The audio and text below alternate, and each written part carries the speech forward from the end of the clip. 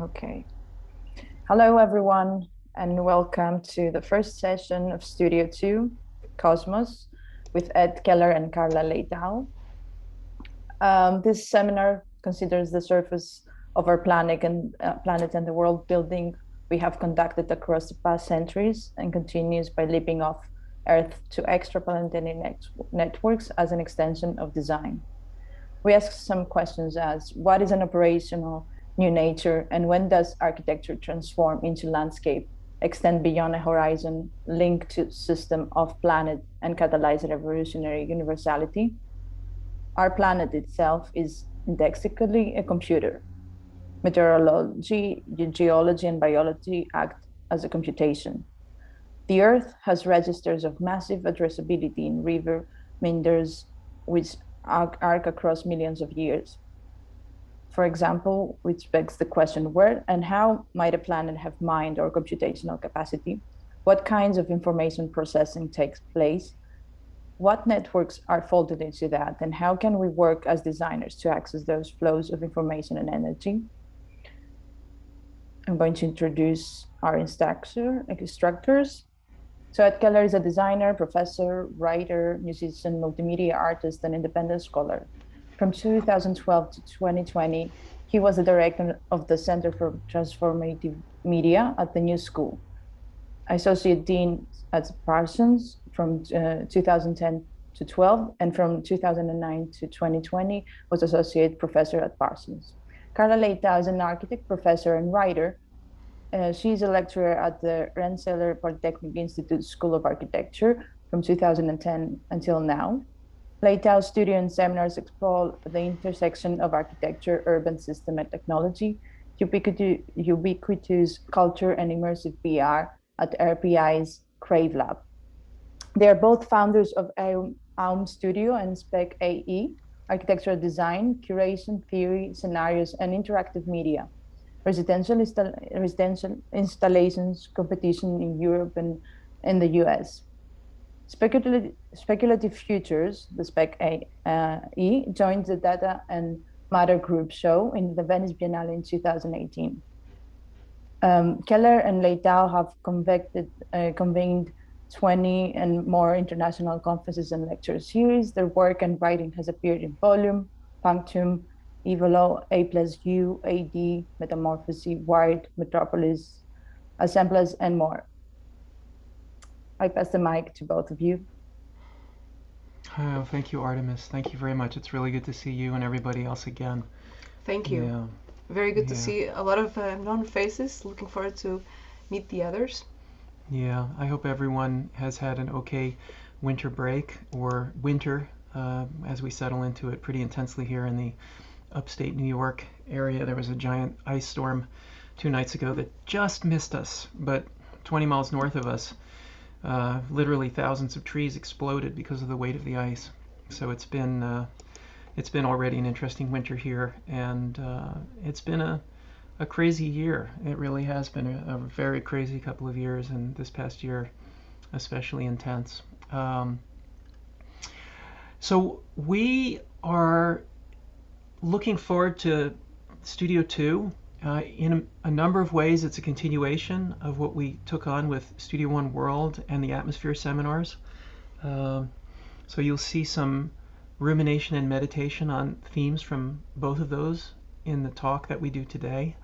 I can speak a little bit about logistics. Carla and I were thinking that the logistics this time round, we would have 4 lectures. Today is the first, and then we'll have 3 more. They'll be usually about an hour as per, and then we'll have time for about 2 hours of discussion. There'll be very small assignments for these first 4 weeks. And then 3 weeks following that, we will have group discussions of work in progress. So you'll be bringing your work. Can be a continuation of what you've done before, can be work that you're working on independently outside of the Post-Planetary program, etc. So this should be a very nice forum for you to continue work or present new work, develop new work. And then we'll have a group discussion in the final 8th session. There was some discussion also about whether we would need additional time for reviews, and that's I don't think we will, but we can entertain that idea during the next few weeks to see if it's necessary to schedule another outside the 8th session in case we need it. We're flexible on that, so we can work that out with you if it's needed. And so I think any other logistics? It's a mini studio. It's a mini studio with a little seminar in the front end of it. Yeah. Yes. Yeah. And we will, along the next couple of classes, we can discuss more how to create the format for discussion when we start the studio part, where you create some projections and we start to give feedback and co-develop with you guys. So, but I think for now it's better to concentrate on the content. Yeah. There's also a really nice basic workflow that you've been using that we probably will end up, we used last time, but we probably will use again. Yeah. A digital canvas, basically online board called Miro, but we'll send those details. Just it's a good place to be able to articulate text and images and create diagrams and then annotate for us to all work together at the same time. Yeah. So. Yeah. I think we used it in Studio One, but you've been using it since then intensively in a lot of your workflow. So it seems like it's been even in in-person studios now we use that as an asynchronous place. Yeah. Yes. So if any questions around that come up, obviously we can talk to everybody about that. But Carla has been doing that really, really intensively. I have about an hour lecture put together here for today, and then we should have a comfortable hour 45 or 2 hours to talk about all of this stuff. Before we dive into this, does anyone have any questions?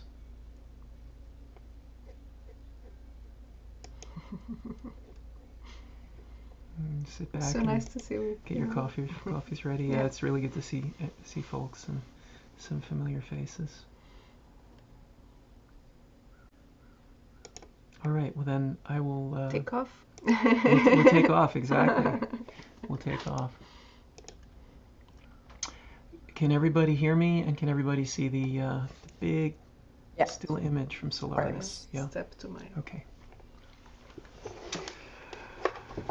So, folks, we already have a context for the studio. Artemis, thank you for the introduction and the overview to some of the themes. I'm going to recapitulate them very quickly today. We wanted to start with these two quotes that we had dropped in the syllabus from the Xenofeminist Manifesto and from Freeman Dyson, because they set a framework for some of the deeper questions about what it would mean to design bodies for a cosmopolitics, or to design a cosmopolitics for bodies.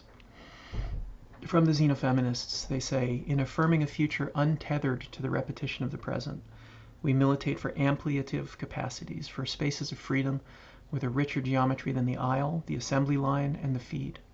We need new affordances of perception and action unblinkered by naturalized identities. In the name of feminism, nature shall no longer be a refuge of injustice or a basis for any political justification whatsoever. If nature is unjust, change nature.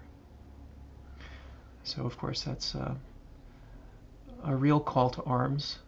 And in the context of the manifesto, a strong underscoring of what it would mean to think about universalist politics and universalist agency. And then Freeman Dyson with his almost like batshit crazy vision of warm-blooded trees floating out in deep space. He says, Freeman Dyson, for each location off-planet, out in the asteroid belt, we could design a biosphere genome. And for each biosphere genome, we could design an egg out of which an entire biosphere could grow. The first species to emerge from a Noah's Ark egg would be warm-blooded plants, designed to collect energy from sunlight and keep themselves warm in a cold environment. And of course, the humans, or transhumans, or post-humans, would be living inside these little biomes. Very similar to what Kim Stanley Robinson plays out in his novel 2312, as I'm sure some of you are familiar with. The concept of the tree is going to hover in the background of the talk today. Not only Freeman Dyson's warm-blooded spaceship tree, but the world tree, the cosmic tree, Yggdrasil, and the tree, the good oak, that Aldo Leopold talks about in Sand County Almanac, which you have read some excerpts from for today, and which we will, keep in the back of our minds over the coming weeks. It's interesting for me to actually consider Aldo Leopold, to rethink Aldo Leopold from the point of view of the mythology of the world tree, of whether it's the ash tree, Yggdrasil, or the oak tree. Because one imagines that Aldo Leopold would not have been unfamiliar with the resonances of the tree on that scale as well. So we ask, what is an operational new nature? How can we rethink this? How can we rethink what back in, I think, the 90s, Mackenzie Ward called the third nature, and other people have addressed? When does architecture or systems, broadly writ, transform into landscape, extend beyond a horizon, link to systems off planet, and catalyze a revolutionary universality? So defining that is part of the project for the next few weeks for us. Or at least talking about it, asking whether it's possible, whether it's morally and ethically correct to even ask for a revolutionary universality. And in terms of goals, just to put it in the simplest way, which again is in the syllabus, but just to iterate it a couple more times, the design outcome-oriented component of what we want to do in the next 7 weeks will be to choose certain scales to operate at, everywhere from the subatomic all the way up to the galactic and beyond, and formulate research summaries or initial propositions for the design of bodies with novel cosmopolitical potential. Those bodies could run the gamut from a new planet to an infrastructure to a new chemical system to a new law of physics, and so forth. New linguistic systems, etc., that have novel cosmopolitical potential. So obviously, we don't know exactly what that novel potential might be. It's up to all of us to come to some terms in terms of what that proposition would mean. We outlaid 4 provisional thematics to engage, which I'll cover today in the talk: shared ontologies, revolutionary universality, material computation, mind, matter, and space, bridging dreams, new natures, and gestural ecologies. And here we, of course, will return to Nandita's talk from the Atmosphere Seminar and her work. And there's no place like home, radical empathy in humanism and cosmopolitics. There's always a little bit of a tongue-in-cheek here. Of course, we're thinking about The Wizard of Oz when we say there's no place like home. But, of course, we're thinking about the idea that home is simply a construction of the mind. So, first theme, let's start with shared ontologies. Universalist axioms for better or worse. And as we discussed in a seminar that we did with Julieta Aranda some months back for her LEM project, for her Summa Technologia project, celebrating Stanislaw Lem, we wanted to underscore the relationship between language, in air quotes, and ontology, and, as we said, approach the problem of translation at the ontological foundation. Talk about language not just as language and information, but also energy. And we will reiterate this theme today a number of times. Not only of relations between humans and the alien, also human to human and, broadly speaking, universal system-to-system information and energy flow. So that's what we're interested in. Obviously, Aldo Leopold and Nandita's work take this on in a very beautiful way. So we asked, what are the implications of universal languages? What could be a universal language? What is a perfect codec? What's a partial or an absolute translatability or untranslatability? In the context of the foundation of a cosmopolity, also for ways that we could define and redefine mind, biology, technology, organism, society. So there are a couple of quotes from Oberhaus's book on extraterrestrial languages that we wanted to highlight right here at the start. This is a very interesting book, just as an aside. When I first read it, my reaction to it was that about 2/3 of it was a phenomenal summary of, general history of attempts to think at the problem of communication with the alien. And then the kind of closing part of the book was a bit of a failure in invoking music, partly because Alexander Ollengren invokes music in his work on extraterrestrial communication, and I think Oberhaus wanted to take that on. But as a musician, it was a strange feeling to get the sense that there were a number of people who were imagining music as a tool for communication with the non-human, who didn't really understand what music did or how it was structured. Not that there's a specific canon that defines what music is, but it seemed like they were completely missing the picture entirely. With that caveat said, and you may or may not agree with me on that when you read the book, Oberhaus's book is fantastic and super provocative. And so there are two little provocative tidbits that we pulled out for today. The first is referring to Ollengren, the idea of astrolinguistics as a discipline, and the textbook literally that Ollengren wrote, Astrolinguistics, which is, as Oberhaus puts it, essentially a second-generation version of Freudenthal's Linkos, which is linguistics for cosmic communication, applies recent developments in computer science to the problem of interstellar communication, repurposes lambda calculus, calculus of constructions, and designs a meta-language. That's what Ollengren did, a meta-language that would allow extraterrestrial recipients, but they could be, of course, recipients who simply don't speak our languages, or they could be AIs or AGIs or ASIs, to decipher natural language texts via applied higher order logic.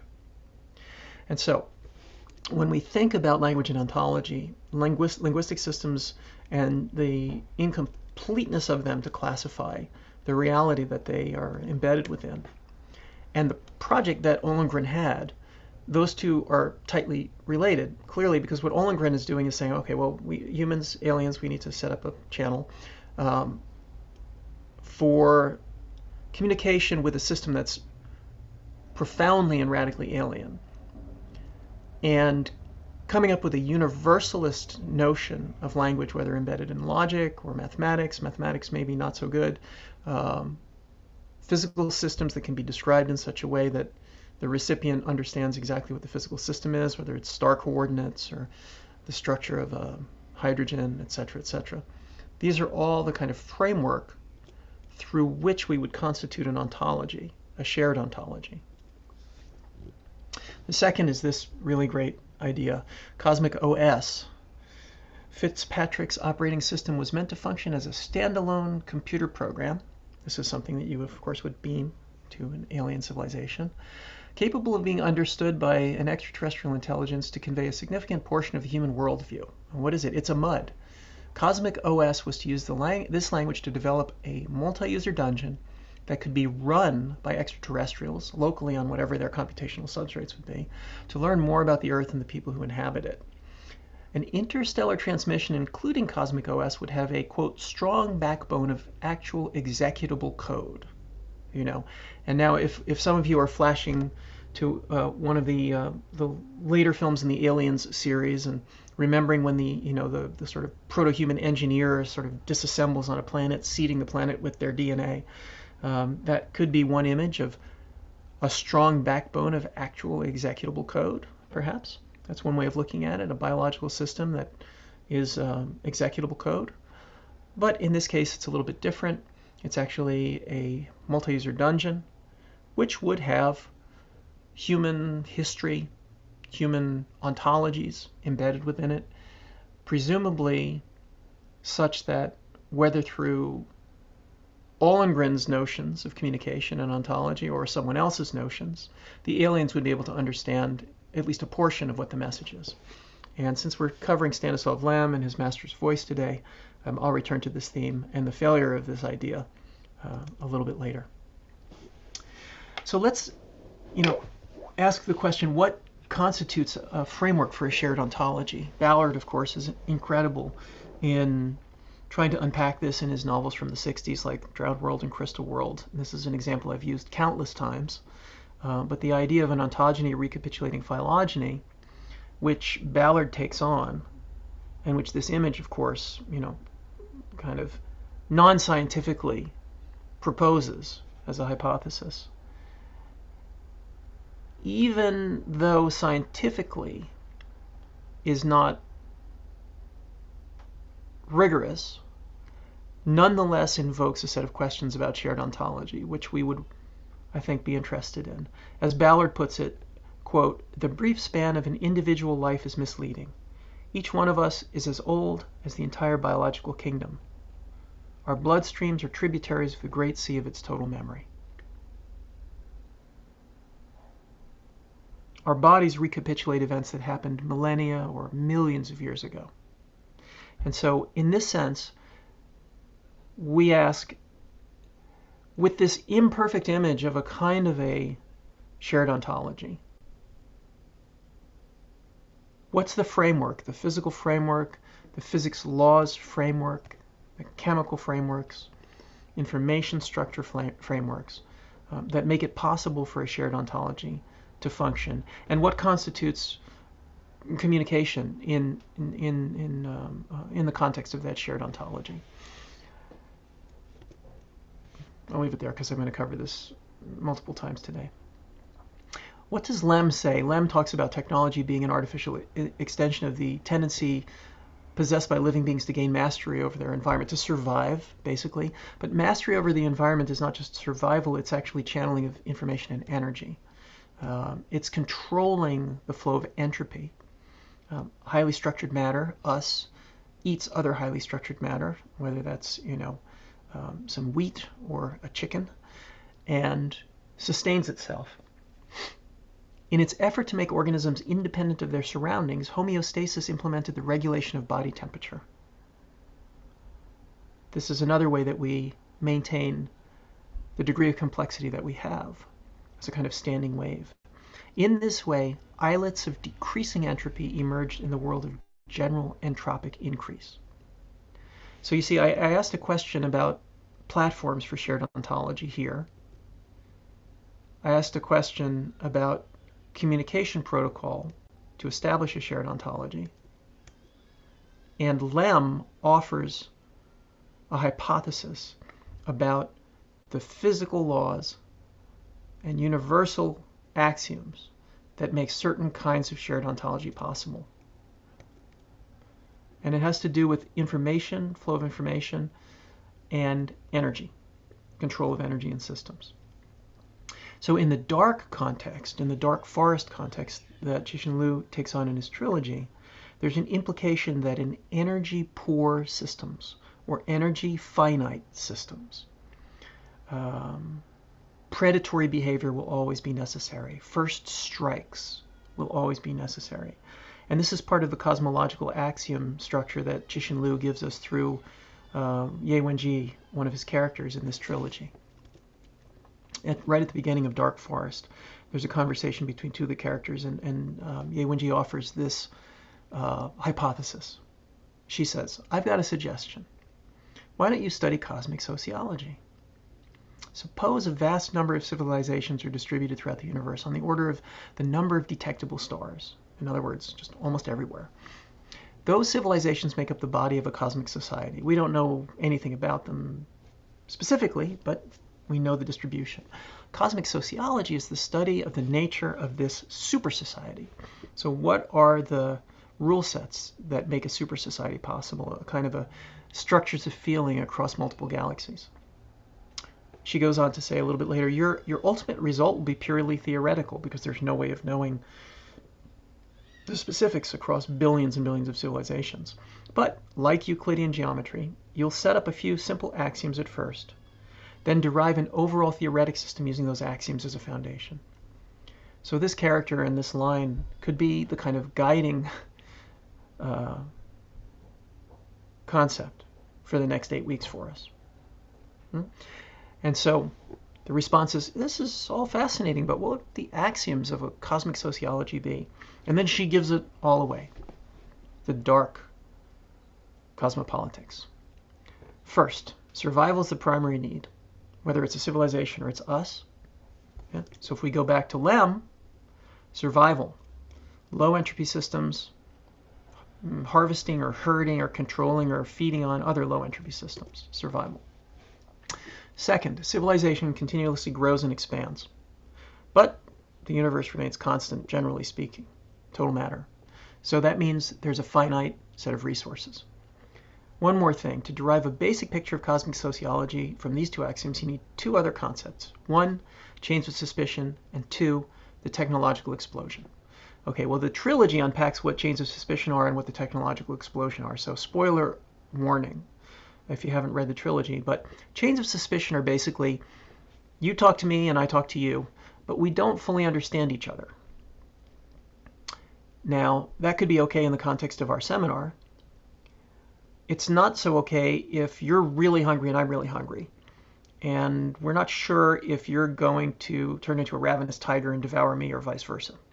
So the chains of suspicion mean that there can't be a shared ontology at a certain level between one civilization and another, or one organism, or one cognitive architecture and another. The technological explosion is very simple. It's the kind of universalist accelerationist manifesto that anytime a civilization or an organism or a complex system reaches a certain level of complexity, it starts to bootstrap itself higher and higher in complexity, which leads to things like the technology that we're using right now to talk to each other, which occupies the kind of phase space of possibilities of complex systems, technology on our planet, that then will increase in complexity at a truly astronomical and exponential rate. So we've gone from very primitive technology only 200 years ago, relatively speaking, to extraordinarily advanced, relatively speaking, technology today in 2022. And so this is as a kind of an important concept or an axiom of cosmic sociology for Ye Wenji is basically to say, if you're coming up with a foundation for cosmic sociology, and you assume that there are literally billions of civilizations out there, then they will all be able to accelerate their technological rate the way that we have in only a few centuries, which is just an extraordinarily short amount of time, cosmologically speaking. Therefore, they will all be potential threats. So this leads us to the kind of dark forest, first strike, and mutually assured destruction set of problems that the trilogy takes on over and over again. It's very dark. It's a very dark cosmopolitics, but it's extremely rigorously argued. So how can we have a different point of view? How can we keep these in mind, these ideas of a kind of a predatory, resource finite cosmopolitics in mind, and move away from those dark forest implications to something else? So Aldo Leopold gives us this very beautiful ability to think across multiple systems and scales and map what we could call macro-historical species interactions, which ennoble the being of the species that are involved in the dialogue. It's kind of a Bakhtinian heteroglossia of both information and energetic, the voice of the geese across the plains as they fly. And this has happened for millions of years in the pre-human history of our planet and continues to happen. So, the geese of the world, each march they stake their lives on an essential truth. In the beginning there was only the unity of the ice sheet. Then followed the unity of the March thaw and the northward hegira of the international geese. Every march since the Pleistocene, the geese have honked unity. From the China Sea to Siberian steppe, from Euphrates to Volga, from Nile to Murmansk, from Lincolnshire to Spitsbergen.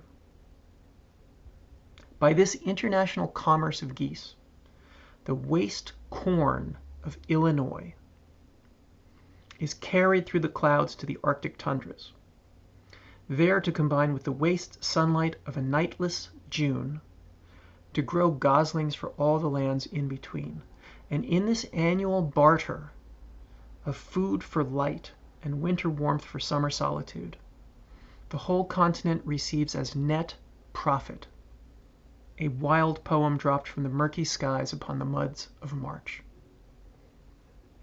It just suddenly occurs to me that Michel Serres surely read Aldo Leopold. So you see I hope you see the incredible beauty and richness of that quote in the way that it says there's a net profit from the poem of the voice of the geese dropped across a continent, fueled by waste energy in corn in Illinois to breed goslings halfway across the planet, to deploy the geese across tens of thousand miles tens of thousands of miles in between. So this is still predatory, still driven by feeding and consumption. I mean, we shouldn't be naive vegetarians and say that just because the geese don't eat, mice, like owls, that the geese are somehow exempt from the rules of the dark forest. But they provide a partially orthogonal answer to the question of energy consumption and information flow and maintenance of low entropy systems. And this leads me to propose the plurality of worlds. To see, like Aldo Leopold does, the scale of the geese across the landscape, across hundreds of thousands of years, and to ask, where are the worlds in each of those scales? So, second theme, material computation, mind, physics, laws, bodies, brains. Where mind is in relation to material computation, information in systems, energy in systems. What's the animal? What's the techne? So this quote from Nietzsche. One day the man demands of the beast, "Why do you not talk to me about your happiness and only gaze at me?" The beast wants to answer too and say, "That comes about because I always immediately forget what I wanted to say." But by then the beast has already forgotten this reply and remains silent, so that the man wonders on once more. But he also wonders about himself, that he's not able to learn to forget, and that he always hangs on to past things. No matter how far or how fast he runs, this chain runs with him. It is something amazing, the moment in one sudden motion there and one sudden motion gone, before nothing, afterwards nothing, nevertheless comes back again as a ghost and disturbs the tranquility of each later moment. A leaf is continuously released from the roll of time, falls out, flutters away, and suddenly flutters back again into the man's lap. For the man says, "I remember," and envies the beast, which immediately forgets and sees each moment really perish, sink back in cloud and night, and vanish forever.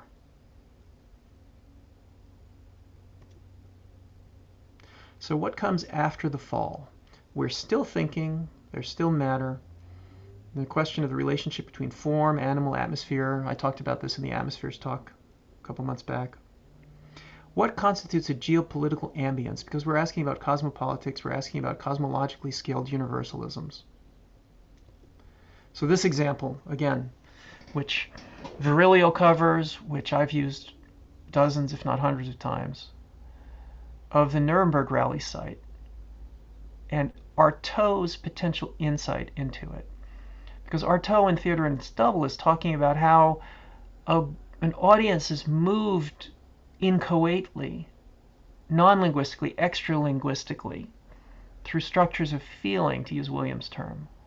Artaud says, "I propose to treat the spectators like the snake charmer subjects and conduct them by means of their organisms to an apprehension of the subtlest notions."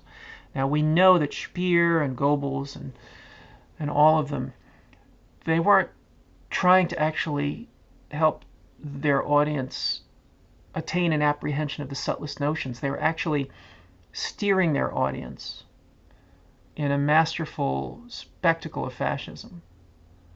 But it's good to compare these two, because we're asking a question, what's a shared ontology? What are the technicities that lead to a shared ontology? And a shared agency within that ontology. And as I said, for better or worse, cosmological axioms, the Nazi project really knew what it was doing. Artaud's insight was hijacked by a dark cosmopolitics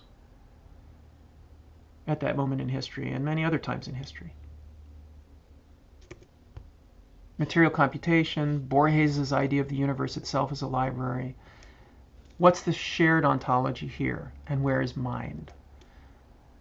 Raw energy itself. bio and geopower, wealth, intellectual and financial capital, military resources. These are all part of a universal library. They're subsets of a universal library.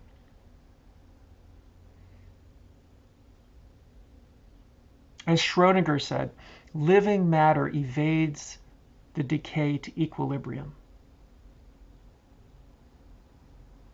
So what are the precise technical morphologies of this kind of complex system that we're looking at here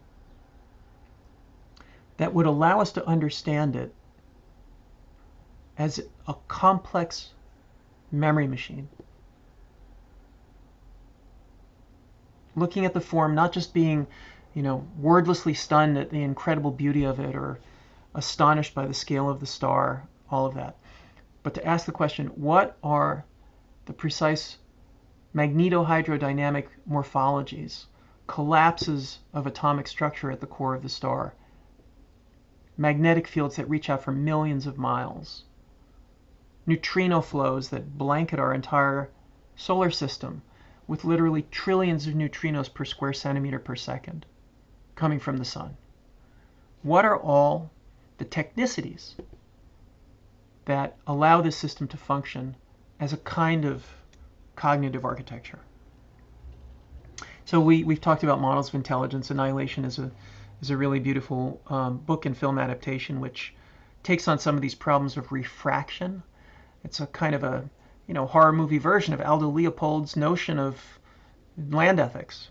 That's what the film is, and the book is a little bit less horrible, actually. The novel, the trilogy by Vandermeer, a little bit less horror movie genre, still kind of weird horror, but a bit less. A bit closer to Aldo Leopold, perhaps, Vandermeer's novels. What are the structures of consciousness or communicative systems that lead to increased energy and awareness? If increased energy and awareness is the goal, if we want to increase energy and awareness, and for whom and across what time scales. Increased agency and awareness, agency and awareness.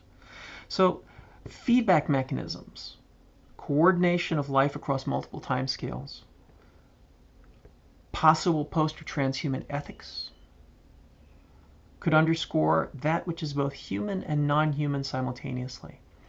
Well, this is kind of what we're supposed to be interested in at this moment in history.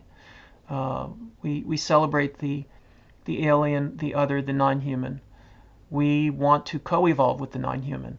As Nora Khan points out, and I'll read a couple of quotes from her in just a second, we might not have any choice because AGI and ASI might just be like a hurricane that gives us no option but to co-evolve with it. So how do we position ourselves within that potential framework of universal cognition at the geological and the cosmological timescale? What opportunities do we have to act as analysts and as designers to move towards some kind of sentience to sapience to thalience? Shaviro, in his Forms of Life text, which I think we read during Atmospheres, talks about a really great short story called Deodon by Carl Schroeder. And it's worth reading this quote from the Schroeder story. The trees were people, so were the cats. This has to do with the way that a robot system sees its environment. Robot systems see their environment, and they see the trees as people and the cats. The hillside itself had a vast icon hovering over it, as if some heavy, slumbering spirit lay under it, and the icons merged and split, identities shifting according to relationships and patterns whose roots lay hidden in the networks that gave rise to them. Your team thought the robot was mistaking things for people, but it's the things themselves that are telling him they're human. And so in this context, Stephen points out to us, the story proposes that the data given off by things are reflexively available to the things themselves. An object attains personhood when it's rich enough in data. So if an object isn't rich in data, then it hasn't attained personhood, at least in the perception or the ontology of this robot intelligence system. Digitization is a kind of abstraction. It translates the singularity of things into a universal, interexchangeable code. Now, more recently, in his book Stealing Worlds, Schroeder has tried to extrapolate some of these ideas in a kind of a singularity, pre-singularity context, a very, a post-Web 3.0 embedded locative media scenario, which is totally worth reading if you haven't read it. But think about this idea of an object attaining personhood when it's rich enough in data, and then toggle back and forth between that and this and this and back to this. So think about that. So I promised Nora Khan, I have these couple of quotes from Nora, a couple of slides from Nora, talking about the alien and the artificial. So she's linking the alien and the artificial together immediately, which I think is very appropriate.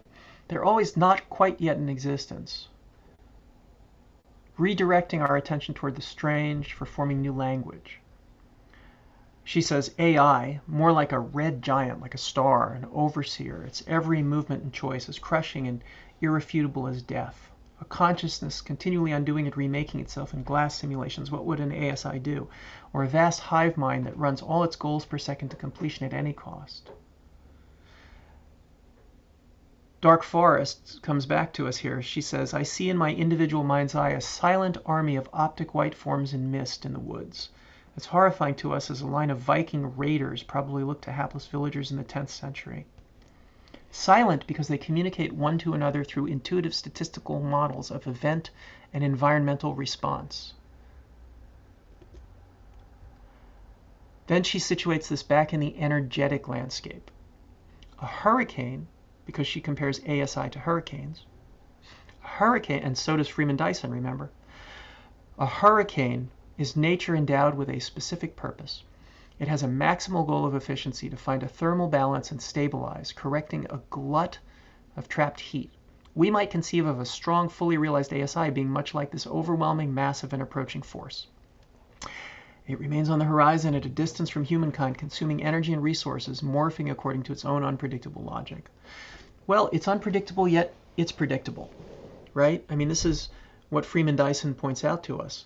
The idea that the second law of thermodynamics, the laws of thermodynamics, function in a particularly compelling way, leading towards increased complexity, decreased entropy, when you cite them within a gravity gradient in a gravity well.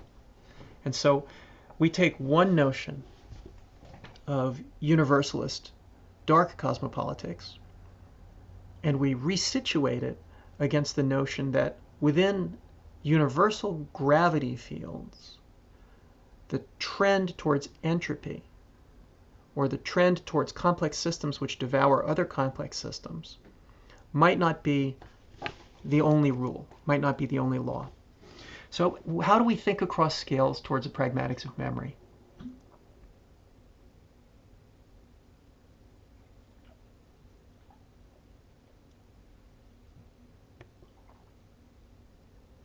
Lem, in his novel The Invincible, is talking about an alien system.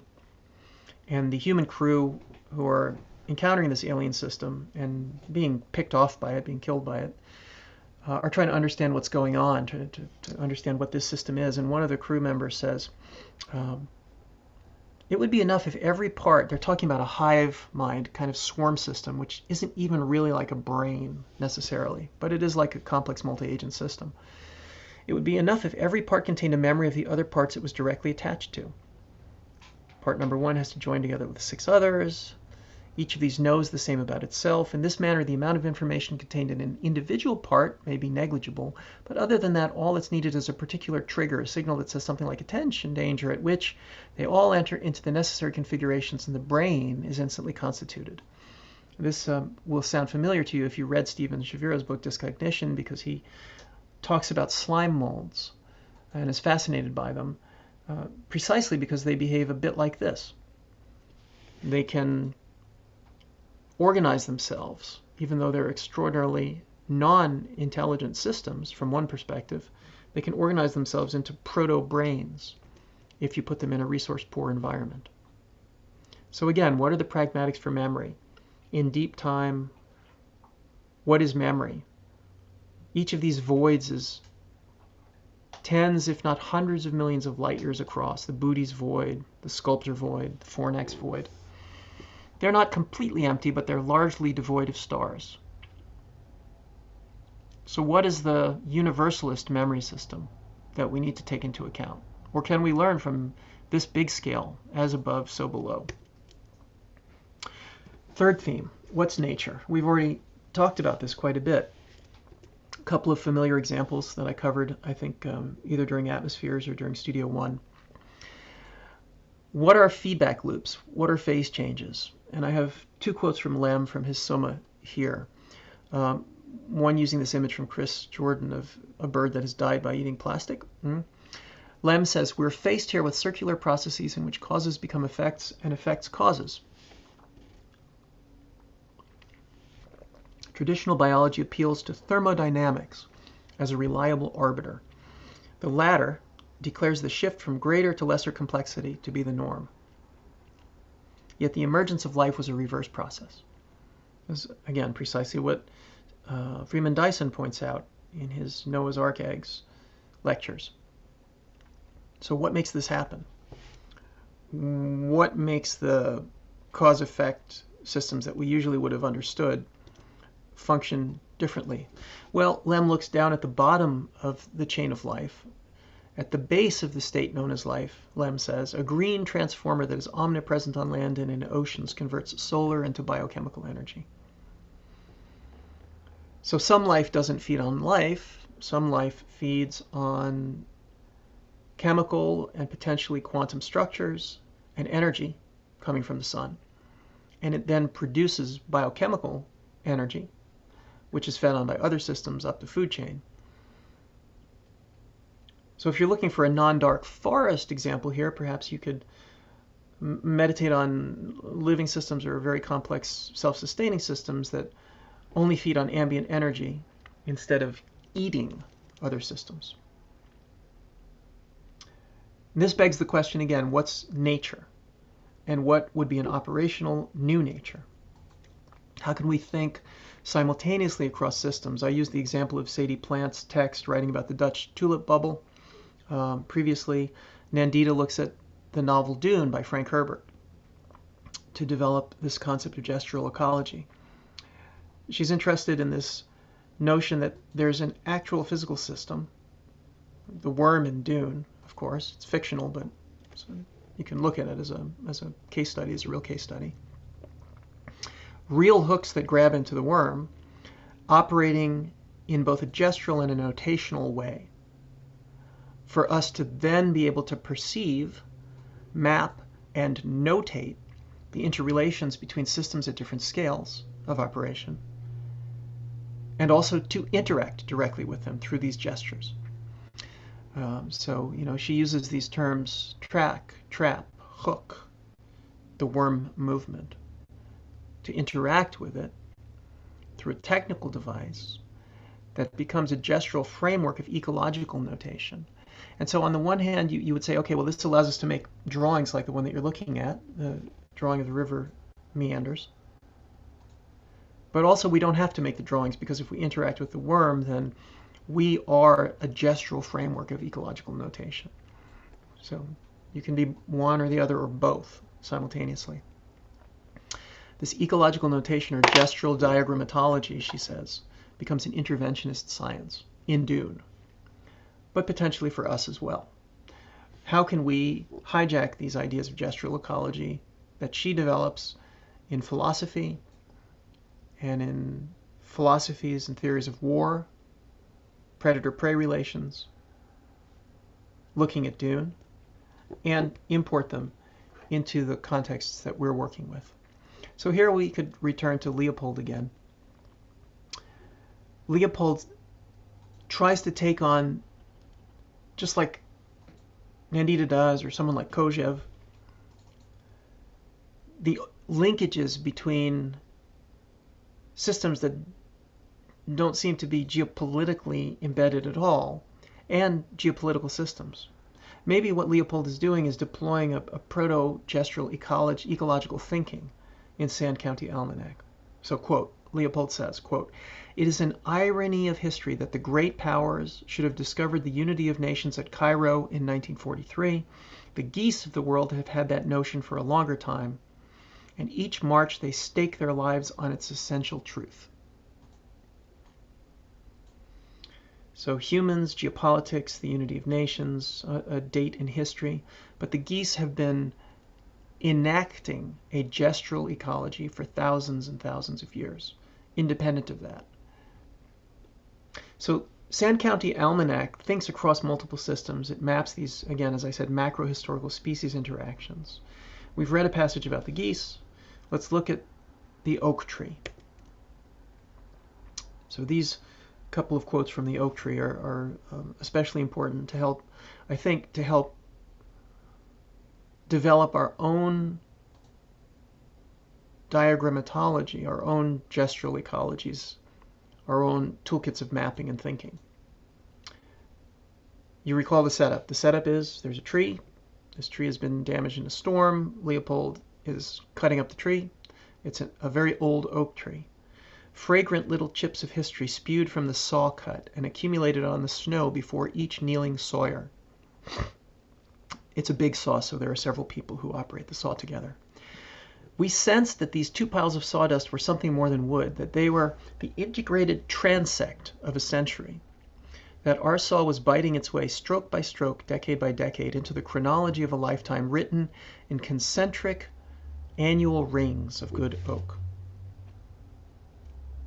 So, evidence. And then, as the saw cuts through the tree, Leopold tracks all of the local, regional, systemic, national events that took place around the life of the tree. We cut 1910. A university president published a book on conservation. An epidemic killed millions of tamaracks. A drought burned the pineries. And a dredge drained Horicon Marsh. Go back another year, 1909. Smelt in the Great Lakes. A wet summer induced the legislature to cut the forest fire appropriations. 1908, a dry year when the forests burned fiercely and Wisconsin parted with its last cougar. No more cougars in Wisconsin. Hunted, extinct, I don't know. So each of these years, the saw is cutting through a moment in history. The tree doesn't know exactly about, for example, the university president publishing the book on conservation. But that book has impacts on the way that humans behave and make laws, which then does impact the tree. The tree doesn't know directly about the drought that burns the pineries because it's an oak tree, but the atmosphere around it is influenced to some extent. The wet summer definitely is perceived by the tree. The dry year when the forest burned fiercely is perceived by the tree, even though the tree did not burn in that fire. And so forth, right? So you see, what Leopold is doing is he's saying every cut of the saw cuts through one of those rings of the tree 1 year. Each one of those rings is indexically, either directly or indirectly, but nonetheless connected to this constellation of events in the situation that surround the tree. Rest, cries the chief sawyer, and we pause for breath. It's hard work to cut a tree like that. There's an allegory for historians in the diverse functions of saw, wedge, and axe. The saw works only across the years, which it must deal with one by one in sequence. From each year, the raker teeth pull little chips of fact, which accumulate in little piles called sawdust by woodsmen and archives by historians. Both judge the character of what lies within by the character of the samples thus made visible without. It is not until the transect is completed that the tree falls, and the stump yields a collective view of a century. By its fall, the tree attests the unity of the hodgepodge called history. So the tree is a condensation, an incomplete index. The wedge, on the other hand, works only in radial splits. Such a split yields a collective view of all the years at once. The image on the right is just showing you the wedge going into an already partly split trunk. But if you take a circular trunk and you split it in one, like that, or no view at all, depending on the skill with which the plane of the split is chosen. If in doubt, let the section season for a year until a crack develops. Many a hastily driven wedge lies rusting in the woods, embedded in unsplittable cross grain. And when I was a kid, I was lucky enough to have to do that quite a bit, and I got quite a few wedges stuck. But we always had a few extra wedges handy to open up the split to get the wedge that was stuck out. The axe functions only at an angle diagonal to the ears, and this is only for the peripheral rings of the recent past. Its special function is to lop limbs, for which both saw and wedge are useless. Well, the saw and the wedge, the saw is not useless for lopping the limbs. The wedge is largely useless for lopping the limbs, but the hand axe is particularly suited. The three tools are requisite to good oak. Well, the oak is dead, so it's not necessarily good anymore, but to harvesting the oak properly, and to good history. So we need those tools to be able to think historically. And then the fourth theme, radical empathy and cosmopolitics. There's no place like home. So we return to the image of the fall of Lucifer. The fall of Lucifer on his way to bring about the fall of man. But what is the fall of Lucifer if we think about it from the point of view of low entropy energetic systems or low entropy informational systems? Noise in the system, maybe from Michel Serres' point of view, maybe Lucifer sits in every information flow circuit in the middle. Maybe Lucifer is the included third. The urge to destruction is deducible from thermodynamics, says Lem. Life is a fraud, an attempt at embezzlement, seeking to circumvent laws otherwise inevitable and implacable. In order to continue living, life must feed on order. But because there is no order, none highly organized other than life, that's not necessarily true, right? It is condemned to consume itself. Life feeds on life. Not ethics, but physics determines this law. Schrödinger was probably the first to observe this. Remember, we are reading a work of fiction here. His master's voice is a work of science fiction. So here we are deep inside the meditation of one of the characters and or the narrator inside this novel, his master's voice. Not ethics, but physics determines this law. Schrödinger was probably the first to observe this. I took issue citing the photosynthesis of plants.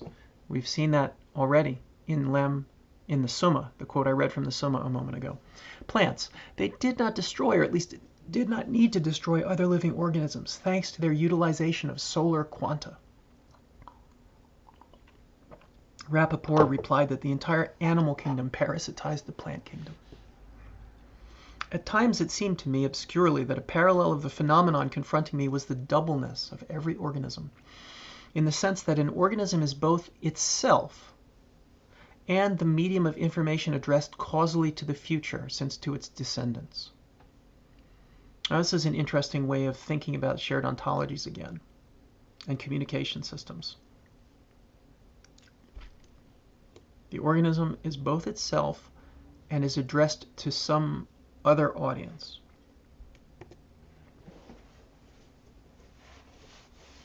Beneath the wind-turned wave, infinite peace. Islands join hands 'neath heaven's sea. So if we look at Lem's Solaris, or in this case Soderbergh's images of Solaris, or actually in this case Doc Bailey's fractal particle system images, which were used by Soderbergh to represent Solaris, what types of mind exist that we might have missed? What systems exemplify those types of mind? What models could we extrapolate from them onto new, designed, emergent systems? Which would we want to design from the perspective of maybe an empathic cosmopolitics or a cosmologically scaled evolutionary perspective?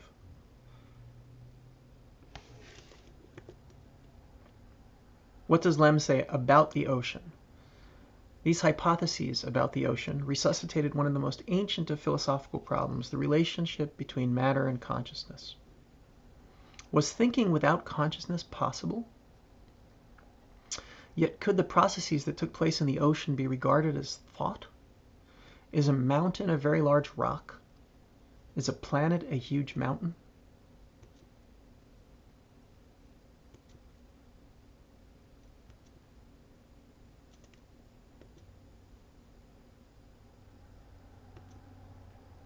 the ocean, a source of electrical, magnetic, and gravitational impulses, spoke, as it were, in the language of mathematics. All this led scientists to believe they were dealing with a thinking monster, which passed time engrossed in theoretical reflections on an inconceivable scale concerning the nature of the universe, and that what the instruments captured were no more than tiny accidentally overheard snippets of a stupendous monologue, utterly beyond our comprehension, that was endlessly being performed in its depths. Now, on the one hand, that makes it seem like the ocean is this massive esoteric system. But on the other hand, isn't that just a description of a normal wave breaking on the beach, on any beach on planet Earth already? It could be, if we're willing to allow that material interactions could be simultaneously energetic, physical, and informational, and computational. So, a thinking planet. What are existing architectures of sentience and sapience? And what, again, might we choose to design as we move into the landscape that we are moving into, which is the landscape of the noosphere, as it were, the landscape of AGI, the landscape soon, perhaps, of artificial superintelligence.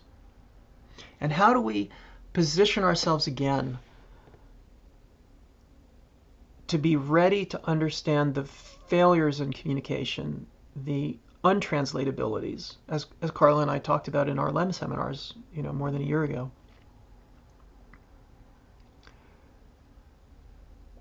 And we look to LEM because LEM has already thought this through. So here you have one of the many hypotheses that's offered in His Master's Voice. The setup in His Master's Voice, if you haven't read it yet, humans receive, they notice a rich information flow. And they start to decode it, and they become convinced almost 100% that it's an alien communication. But to humans, to another civilization, what is it? Is it instructions? What is it? What's in this information? And so during the novel, we encounter multiple hypotheses. This is one that meditates on the likelihood that it's just a big error, that they haven't decoded anything at all. By chance, a program tape for a digital computer might also fit into a player piano, right?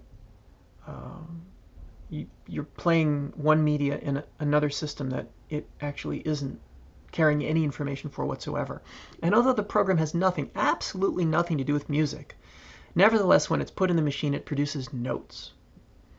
And some really great music has been made by misapplying, one media to another, as some of you probably know.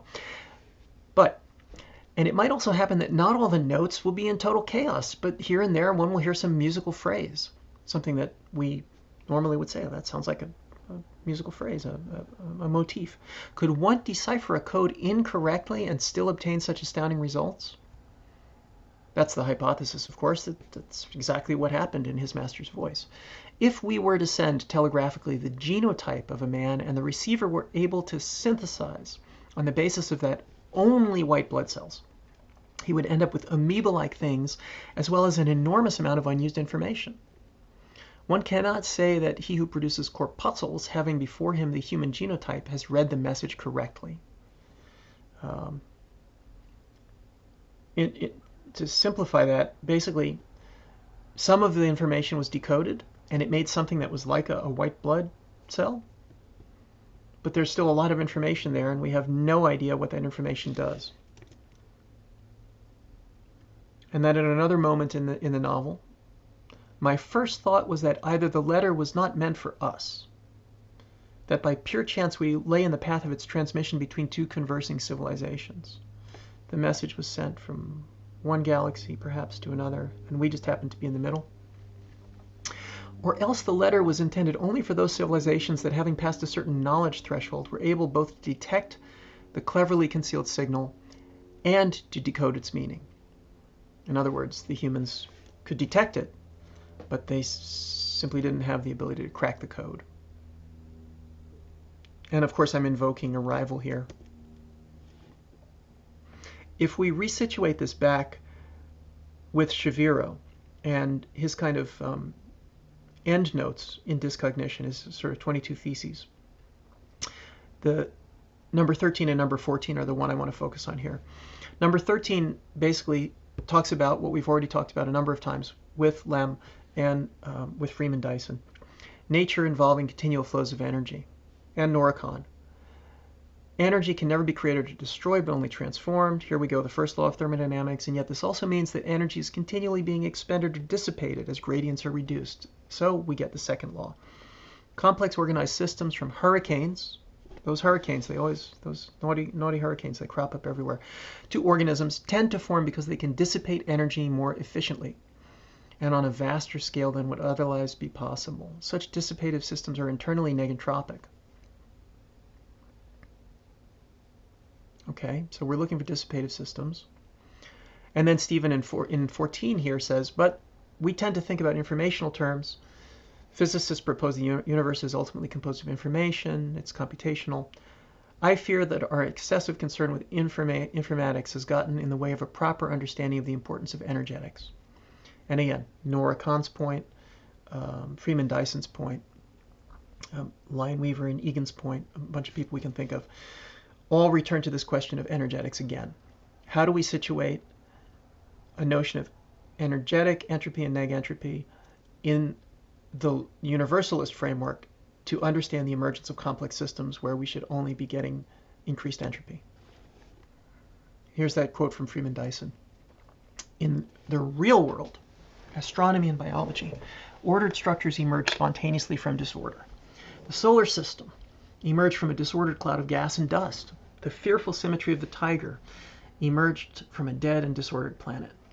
In every situation where gravity is dominant, the second law causes local contrasts to increase together with entropy. Where gravity is dominant, the second law of thermodynamics causes local contrasts to increase. In other words, for systems to become potentially more complex. The diversity of astronomical and terrestrial objects, including living creatures, tends to increase with time in spite of the second law. So this is a really intense quote that has profound implications if you position it against the dark forest argument of cosmological sociology, the axioms of cosmological sociology, where you see energetic scarcity, finite resources, and the tendency for certain systems to expand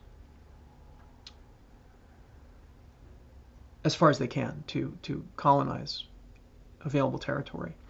So this, in conjunction with the dark forest, in conjunction with Leopold, we're arguing, might provide an insight into ways of thinking universalist frameworks that evade some of the problems of the predator-prey relation.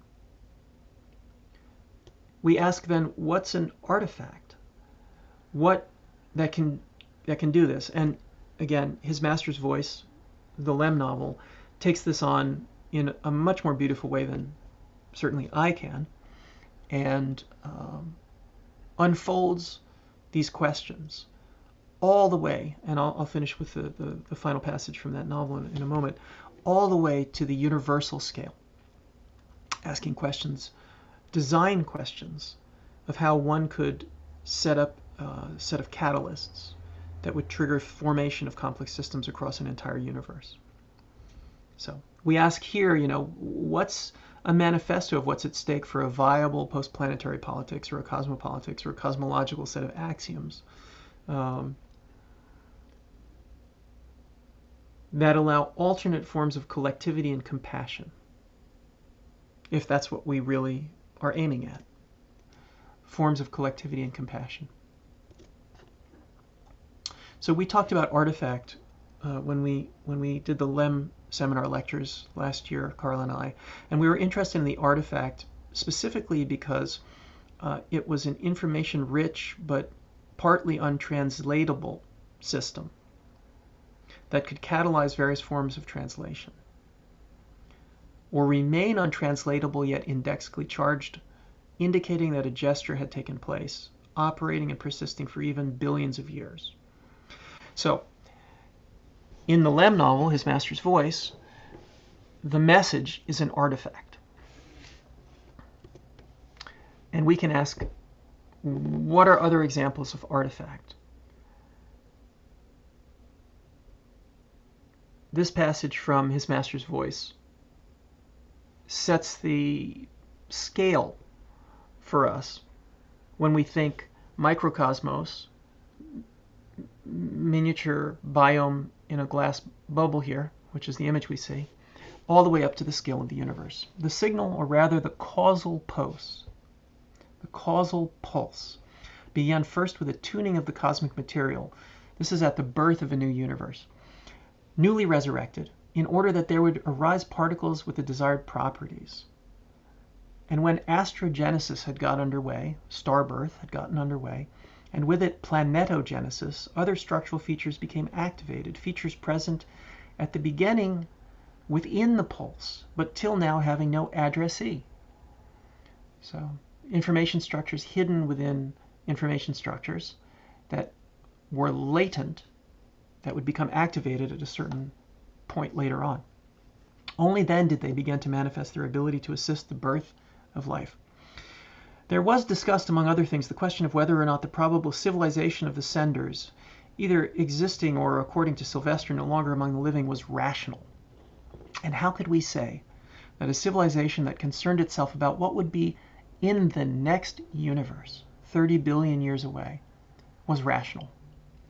Even for a fantastically wealthy civilization, what had to be the cost, the price paid in the fates of living beings, for it to become the helmsman of the great cosmogony? So that's the jump that we make today from arguably the smallest scale of a flow or flux of information, richly encoded, but not even physical, proto-physical and proto-temporal, because it's seeded into the birth of a universe that doesn't yet have physicality or temporality. Much smaller than the little microbiome glass egg that you see here on screen. All the way up to the scale of an entire universe inflating, with waves propagating out through the system, kind of like reaction diffusion systems, but many, many dimensions deeper. Coded for billions of years downstream to flower into being. And so that's the hypothesis that Lem is offering in His Master's Voice. We don't know if that's the real answer. That's one of the hypotheses for what the signal is. It's a really beautiful one. And it asks these fantastic questions about the rationality of a civilization, for example, that would catalyze that. So maybe analogously, you could say, do you design a infrastructure for a planet that guarantees a certain kind of future, or do you design a set of laws for a planet that would guarantee a certain kind of future? Except you're not designing for a planet, you're designing for an entire universe. So in conclusion, again, to just return to this as a refrain, we're asking, what's an operational new nature? I mean, new doesn't have to be the qualifying term. What's an operational rethinking of nature? When does not architecture, but any sufficiently complex system transform into landscape, extend beyond a horizon, link to systems off planet, and somehow connect to this notion of universality?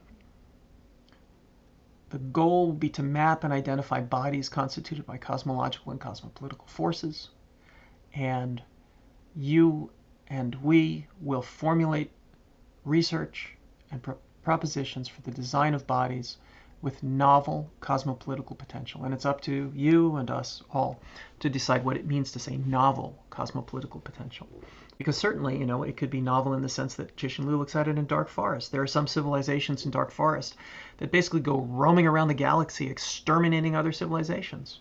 That's their job. They're like a super intelligent, super technologically advanced exterminating system that just wipes out star system after star system that could potentially become predatory. They're the master predator that prevents any other predator from attaining master predatorhood.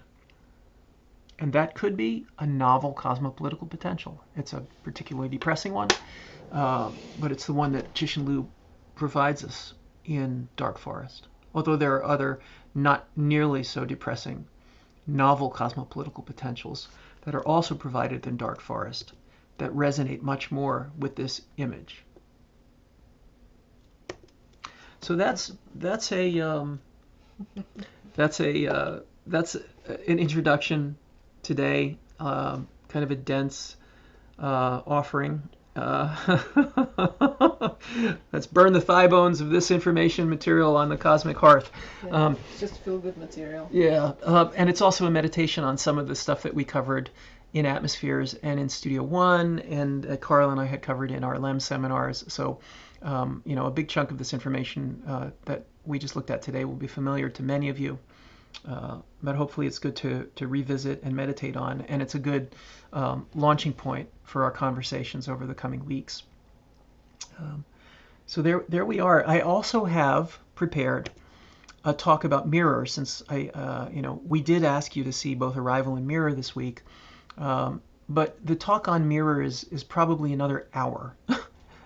So I don't think I'm going to dive into it right now, and I'm pretty sure that this talk is recorded online somewhere in a different form, a slightly different form. So we can always come back to it. But I mean, the main point, if I wanted to look at one moment from Mirror, the main point would be to think about Mirror and Tarkovsky's work in general as being oriented very strongly towards the production of macro-historical consciousness, or a kind of a meditation on the possibility of macro-historical consciousness, both through film and through the lives of his characters. And it's really complicated to map out Mirror. It's an extraordinarily beautiful and complex film. This is a set of notes for a lecture I gave on Mirror 21 years ago. This was a really fun lecture, but that's the main takeaway in relationship to Mirror. And then maybe today, or maybe over the coming weeks, if people are interested in talking more about Mirror and Tarkovsky, Carla and I would love to talk to you about that, and that notion of macro-historical consciousness. So that's where we are for today. We can jump right into a conversation, or we could take a 5-minute coffee break. They might need a break. They might need a break. Yeah. Why don't we take a quick 3-minute coffee break, and we'll be right back. I'll stop screen sharing here if I can get my cursor back. There we go. So what time is it? 3:23. See you back here in about 5 minutes. 3:30. 3:30. Yeah. See you all. Okay. See you soon.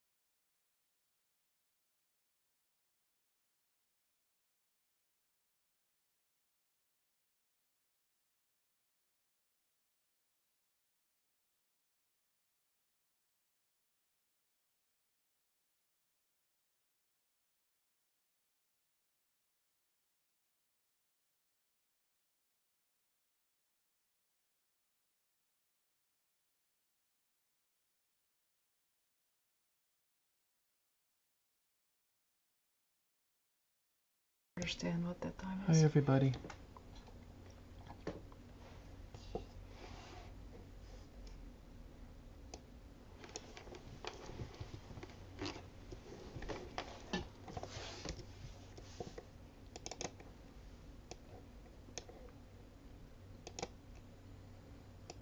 We can hear you. We don't hear anything yet, but we can hear you, I think. Thank you, first of all, for the trip to the different worlds and scales again through the cosmos. Maybe we can discuss on the text we had. If someone has a comment on the text or the films. I mean, you're right, Mirror is a whole chapter by itself. It is, yeah. I'm halfway through chapter 6 on the three body problem. So Yeah. I had the introduction to the shooter and the farmer idea, but I wondered if we could talk about that a little bit, but I haven't finished the rest of that chapter. Yeah. That's a particularly the shooter and the farmer is a particularly kind of sad and depressing set of examples of mistaken universalist theorizing. And it's funny, the farmer example is one, you know, it's is it turkeys or chickens? They think they understand every day the perfect schedule of feeding, and one of them is a theorist, a universalist theorist, and of course they have no idea that Thanksgiving exists. So then comes the day when instead of getting their feast, they're all taken off to be slaughtered. The notion that we would have a particular frame that we're always within which the result is reproduced. And the example that's used in that chapter is a pool table that you can move anywhere in the room, right? And technically kind of reproduce the same behavior of the pool balls on the table. But it doesn't see the room even, you know. It seems to me that that's a very good example of cautionary thinking about what it would mean to know that the apparatus through which one is apprehending the world around oneself is imperfect. Now, I guess what you could do is you could say, well, is that good enough to know that my technical apparatus for apprehending the world is limited? Therefore, I'll be able to do an end run on the limitations of the apparatus. But I think it's going to be up to each of us as designers to decide whether simply having the kind of meta awareness of the limitations of the instrument will be enough to allow us to grasp that which is outside the limits of the instrument. Does that make sense? I mean, you know that the camera can only see a particular spectrum of light. Therefore, you know there might be something outside that spectrum, but you're not exactly sure what it is. And the only thing you can do is develop better cameras. I mean, we've seen this with the development of camera technology over the past century. And so that is a basic framework for understanding the limitations of any cosmological axiom seems to be necessary. And that's exactly what I think Cixin Liu is doing by putting that little subplot there in the trilogy is to say, don't forget that everything we think might be a firm framework might be embedded within another system of operation entirely. So that that seems to be one of the ways of approaching that. I mean, it's the way it's used in the novel. It's kind of a depressing situation, especially because scientists are committing suicide. Nobody knows why. Well, some people know why, but not everyone knows why. And it's because they have depended so strongly on a set of rational models that are pinned to apparently absolute facts about the universe, which are then being destabilized or put into doubt by what the Trisolarian civilization is able to do by intervening in Earth information flows, you know. And so I feel like that's an interesting subplot in the three books. It's very brief in the three books, but the hypothesis of the limitation of apparatus for knowing is very large. It's a very, very large construct. So I mean that's my quick take on it, Emma. You know, I just opened it up again because I hadn't looked at that passage in a little while, and it's trying to map out frameworks for contingency, you know, or frameworks within which contingency would seem to not exist, but then when you can jump out to a different framework, you discover a kind of a contingency is operational at a different scale. I find this very very interesting to current problems with thinking about things and creating actions out of analysis. So a lot of the instruments we deal with presuppose that we're ready to accept that there are discontinuities in what we can intuitively perceive of the world. So we perceive a certain amount of things in a continuous fashion, and then a number of instruments that actually allow us to understand better what's really happening, creating this continuity with experience.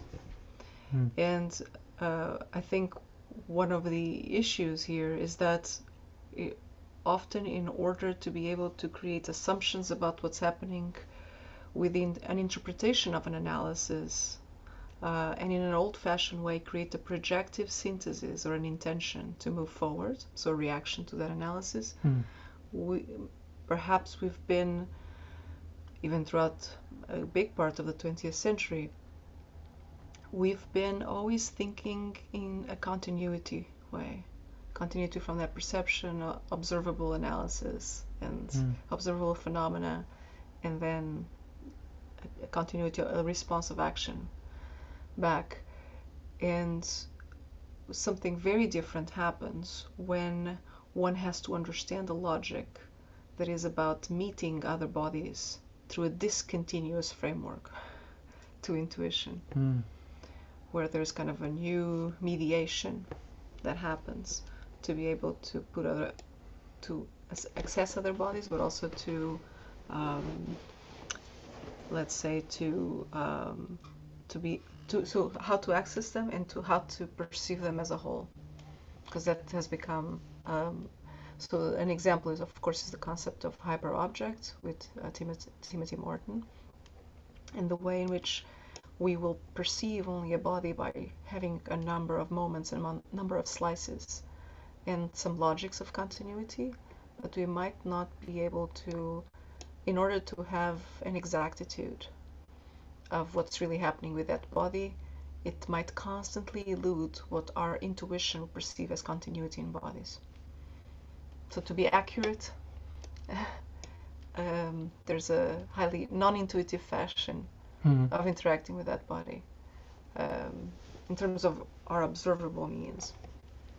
And perhaps this is an interesting problem that is, you know, throughout the three-body problem, but that there is an issue as well of the problem of cosmology, which is to accept immediately a strong change in laws as one moves incrementally out, and how things are working in terms of that continuity. I don't know if I made it more confusing. That makes sense to me, and also the you know, just maybe the willingness to understand that the systems that seem to be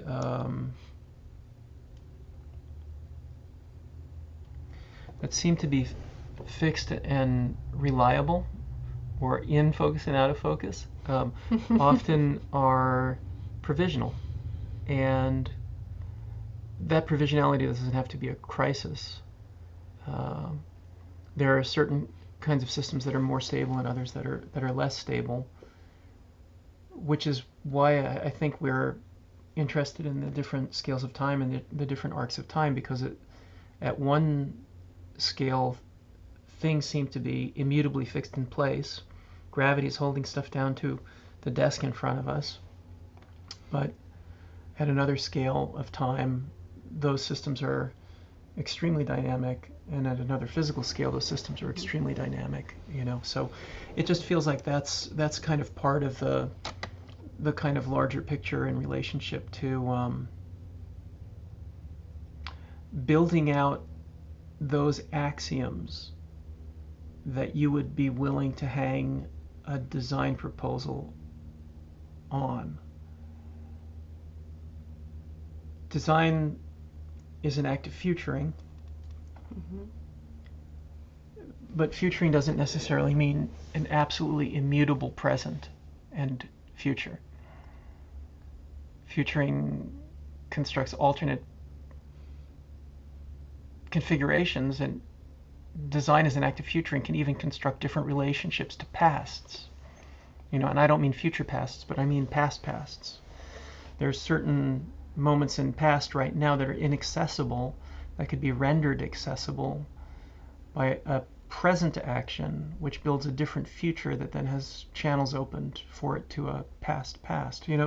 Sorry if that sounds nonsensical. I'm trying to be clear about the idea that now, right now, has a present. We can act right now in such a way that something that is truly in all of our pasts, which is inaccessible, can be made accessible. And so, those kinds of actions are not rendered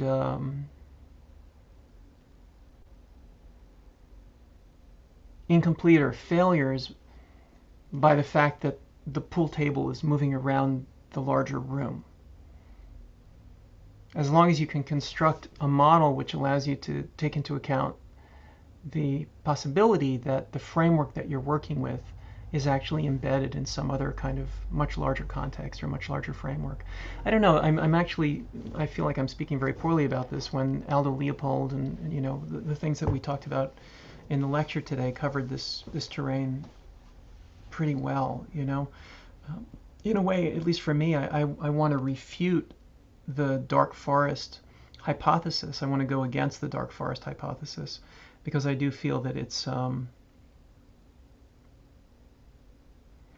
one, it could be incomplete, and by definition it's incomplete, and two, it could be unnecessarily pessimistic. So that's maybe that's a very roundabout way of approaching some of the things that you brought up, Emma, in that particular passage. Yeah.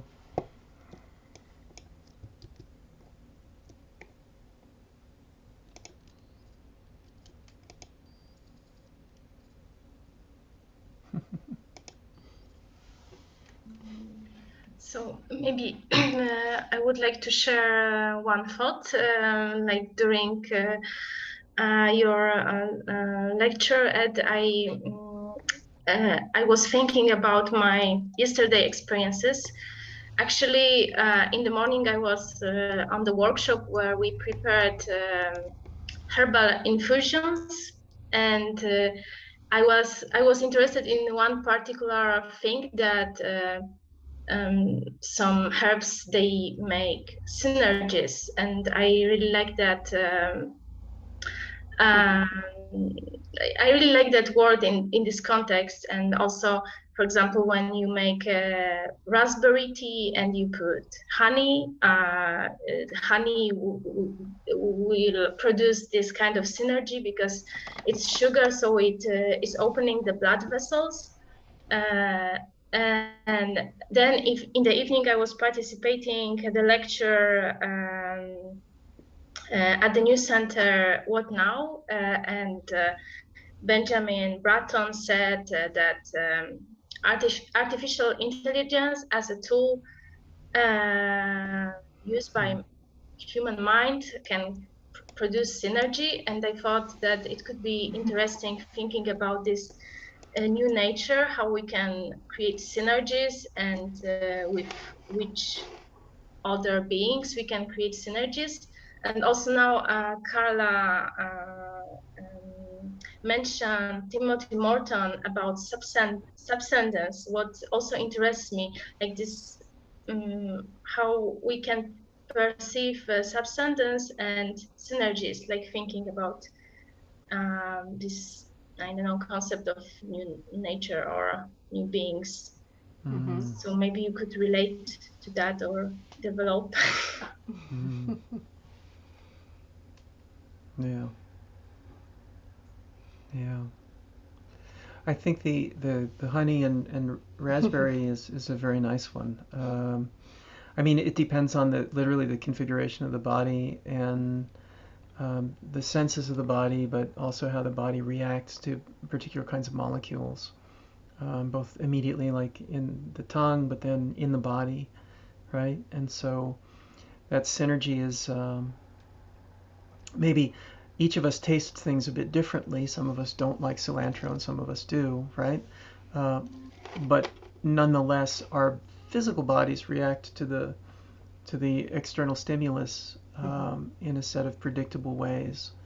And I guess what I would do is try to separate the synergy, which is a synergy of just really individual perception and reaction and affect, to separate that from the synergies that would be shared by all of us in terms of how all our bodies react. Not exactly the same, but very similarly, for example, to sugar, you know? And so I guess I would be looking for this kind of gradient between truly universal experience, partly universal experience, and truly individual experience, and try to understand where the synergy sits along that kind of spectrum. And certainly, you know, the human in the loop aspect of humans working with AI or machine learning is super interesting right now from a synergy point of view, in a lot of different ways. So I think that's a pretty rich space to explore. You know, the question. Go ahead. Yeah. The question just would be what kind of next culture or next nature do we want to produce in that kind of interaction? I'm very curious, for instance, of concepts of receptor, right? So, for instance, we tend to we could use a word like sensor, right? What a sensor does, and a sensor is a certain allergy or a predisposition to take more notice of something, but it immediately implies as well a characteristic or a nominable reaction that will set something else in motion. So a receptor or a sensor will always suffer from the allergy that it has, meaning it will always have some level of involuntary trigger that it is to something. So for instance, if you like a thermostat to heat, a metal to heat, right? And I find that a really interesting concept in general, because that's how everything communicates. But I find it very interesting a concept for designers because it creates immediately a spin on the problem of controlling something that we're producing towards a particular goal, and the way in which you could say that we're in control of certain things that might happen with a particular design, or we might not be in complete control, and that we also can make choices about those things. What are the exact actions we're creating when creating certain receptors? So for instance, the cilantro example or the broccoli, we know that perhaps there's a little bit of DNA involved in whether some people taste more the bitterness of one or another, or really can't even smell the broccoli, or other kinds of allergies or susceptibilities or sensitivities. But what's interesting is the way in which that allergy is also a kind of love, to the degree like it's too aware of something. It's too predisposed to feel the presence of something. And what that creates is immediately a reaction that the body would show. So it's not only receiving and noticing something. The concept of a receptor or a reaction like the one you've mentioned, Agatha, always comes with this idea that the receptor itself is a little bit out of control in terms of what it can do. If it feels that, it's going to do something, right? Something is going to distend with honey. And that's a really, I think, kind of powerful concept. It's a little bit machinic, absolutely, but it's a really kind of powerful concept for us to work with and to interrogate. So how do we want to work with the knowledge that that exists, and that we are not always do we have enough information? But it also brings up a lot of other issues. So for instance, can we hack a body invisibly? We know that that's possible, but when do we and how? Can we hypnotize by knowing what certain receptors are that go directly to a brain, or go directly to an emotion, or go directly to here and that? And very importantly, if we know something can happen and can be made invisible, should we? So if sugar works in a certain way, something else might work in a similar way, meaning that it presents itself in a certain jar, but it acts in another mode, let's say. So it seems to be suggesting, eat me, I'm just honey, but I'm doing this other work on the backstage. And to a degree, some important problems of design always have that ethical implication. The more acute they can become, the more precise they can become, the more they'll deal with issues like that. I'm doing this and I'm showing that that's happening. I'm doing this while doing this other thing which I'm not showing it's happening, and the different materials through which one can do those things. So ultimately these then comes to, all of this comes to particular decisions of all of us as designers, of knowing what we're implementing and what it's doing. But it's what's very interesting, the fact that there's a very large palette and growing of the intersections we can create. And so how does that become even more of a, you know, of an issue of ethics and a number of other related things. But I really like, I use the concept of receptor and sensor a lot for thinking about design, because of that, because it's like a way of seeing a little piece of a gear that is also a bit out of control. It does something automatically, but it's also slightly out of control. It can only do that in reaction to something else, and how can we design with that idea? Like reaction is already action, or sensibility is already action. So yeah, so synergy is a beautiful idea, because it talks about the space in between of these. Yeah. There's something in the chat, I'm not sure. Oh, thanks. Yeah. Yes. Future nature. Yeah. Yes. Yeah. I mean, the question of what's nature and what's artificial is a very interesting one too, because you could say that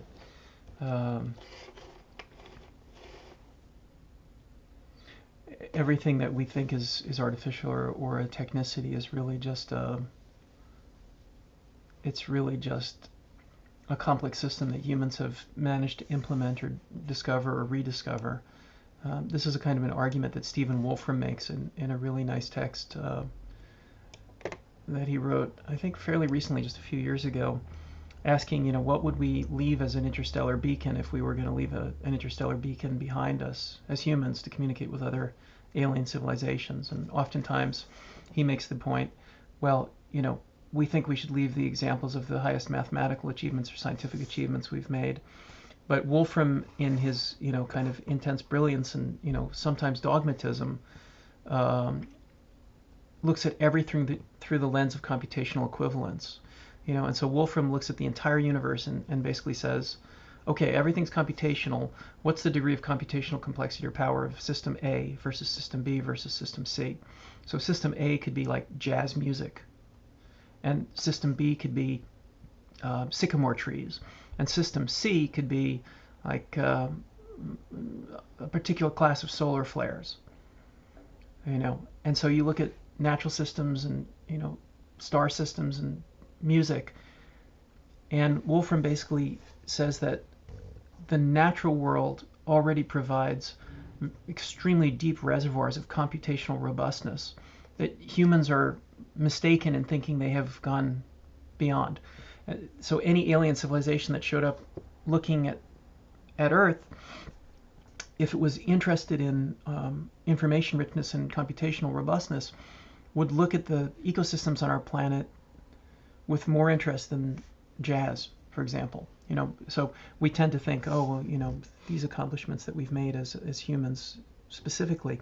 And so Wolfram tries to then say, well, what would be the most viable archive to leave behind to show the uniqueness of what we were as a civilization, as a species, etc.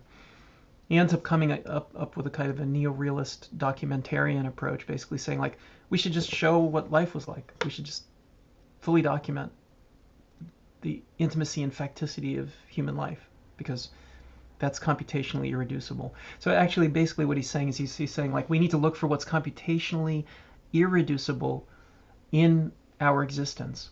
And that would be our decision tree for deciding what to leave in the beacon, the arc, of human history that we, the time capsule we would put on the moon or on Pluto, and it's a pretty interesting argument. I mean, I don't know to the degree to which I agree or disagree with it, but it's a pretty compelling one, and I think that can also tie back to the question of synergy, Agatha, that you're bringing up for me, because it doesn't give the answer, but it provides another toolkit to evaluate what synergies are happening in any given situation and how we can assess them. How can we take stock of them? So it feels like it's a very useful way of trying to, to construct another universalist frame. Emma, it's like the pool table or the shooter farmer question. Like, what's the universalist frame? Well, let's hypothesize this as the universalist frame. Let's hypothesize this as a universalist frame, etc., etc. Wolfram, it's computational reducibility and computational exchangeability and depth of computation. So, yeah. So in that case, there's no distinction. Sorry, there's no distinction. I just realized I probably didn't make the point that I was trying to make, which is there's no distinction between nature and artifice. Yeah, there's a reason why oranges are sweet now. It's because they're not natural according to one paradigm, but they are natural according to another. So, all right. Yeah. Sorry, Julian. Yeah, I see some hands up there. Someone was speaking. There's yeah. no noise.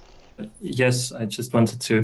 I find this point of synergy very fascinating, and I was thinking about it specifically, like in the context of synergies between human intelligence and computational or artificial intelligence, and I was kind of wondering if we consider ourselves as an intelligence that is involved in a sort of like abstraction of environments and a mapping process through our like sensory apparatuses, if synergies between ourselves and a potentially universal computational intelligence can be kind of grounded in idea of knowledge, like in the sense of that our doing and the doing of this other different alien intelligence, that we become objects of each other's knowledge in a way.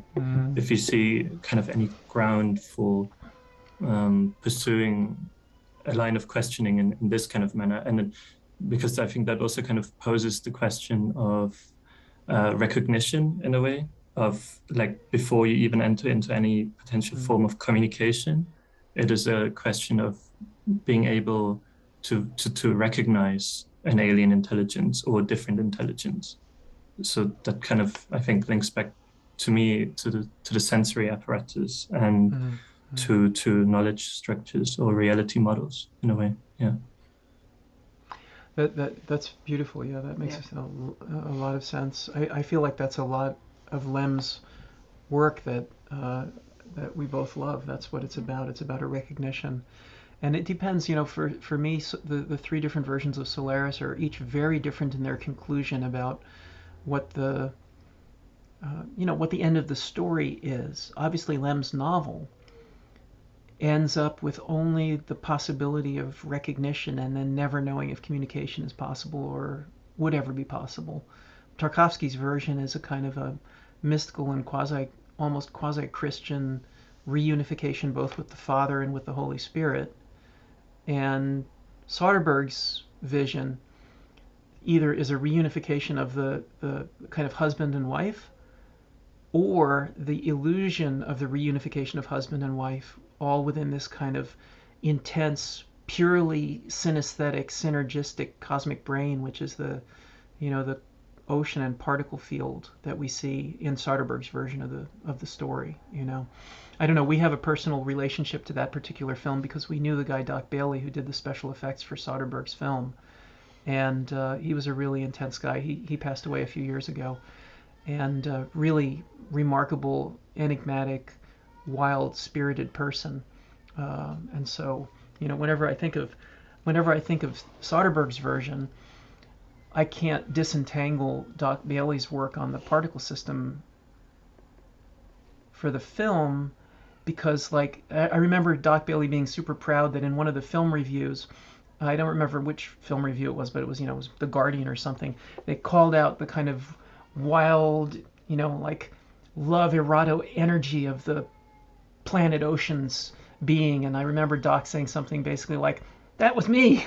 that had that energy because of all the stuff that I did for the film. And I actually think that's true. I think that his participation and I think the sound design in that film were both part of that that kind of compelling aspect of it. But Julian, to go back to your point, I think each of those versions of the story has a different opinion about what could go beyond simply recognition. And for Lem, I don't think it ever gets much beyond just recognition, which isn't to say that's a bad thing. I think that's his whole point. What do you think? Yeah, same thing. That the act of trying to recognize is making already, and so that's the fundamental point. And I think the extraterrestrial languages thing is probably about that. But anyway, sorry to interrupt. In Arrival, right? Mm-hmm. Yeah. Georgiana. Hi. Thanks everyone for these very exciting ideas. And I would like to return to the image of the tree and to some of the first points that were made regarding the universal ontologies and let's say the quest for finding a universal language and the issue of translatability. I was thinking first, I remember in my first linguistic class, we were confronted with that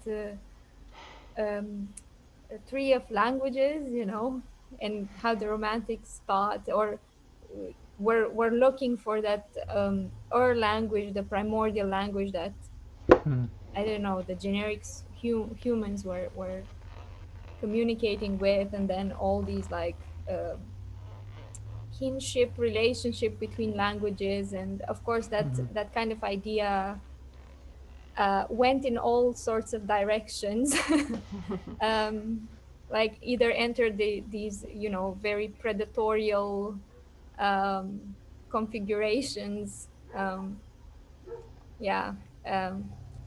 or they were, I don't know, made the delight of many fantasy writers, and who worked a lot within or let's say, made a synergetic assemblage of all these languages and created something with them, created different stories. But I would return to the issue of translatability, because I was thinking that when you translate something, you need some regimes, like let's call them some grammatological regimes. You know, you need to find a set of equivalences, and that can be a very um, problematic or dangerous quest, especially since there are lots of asymmetries, and like there are lots of when you, like, what are those equivalences, who establishes them, number one.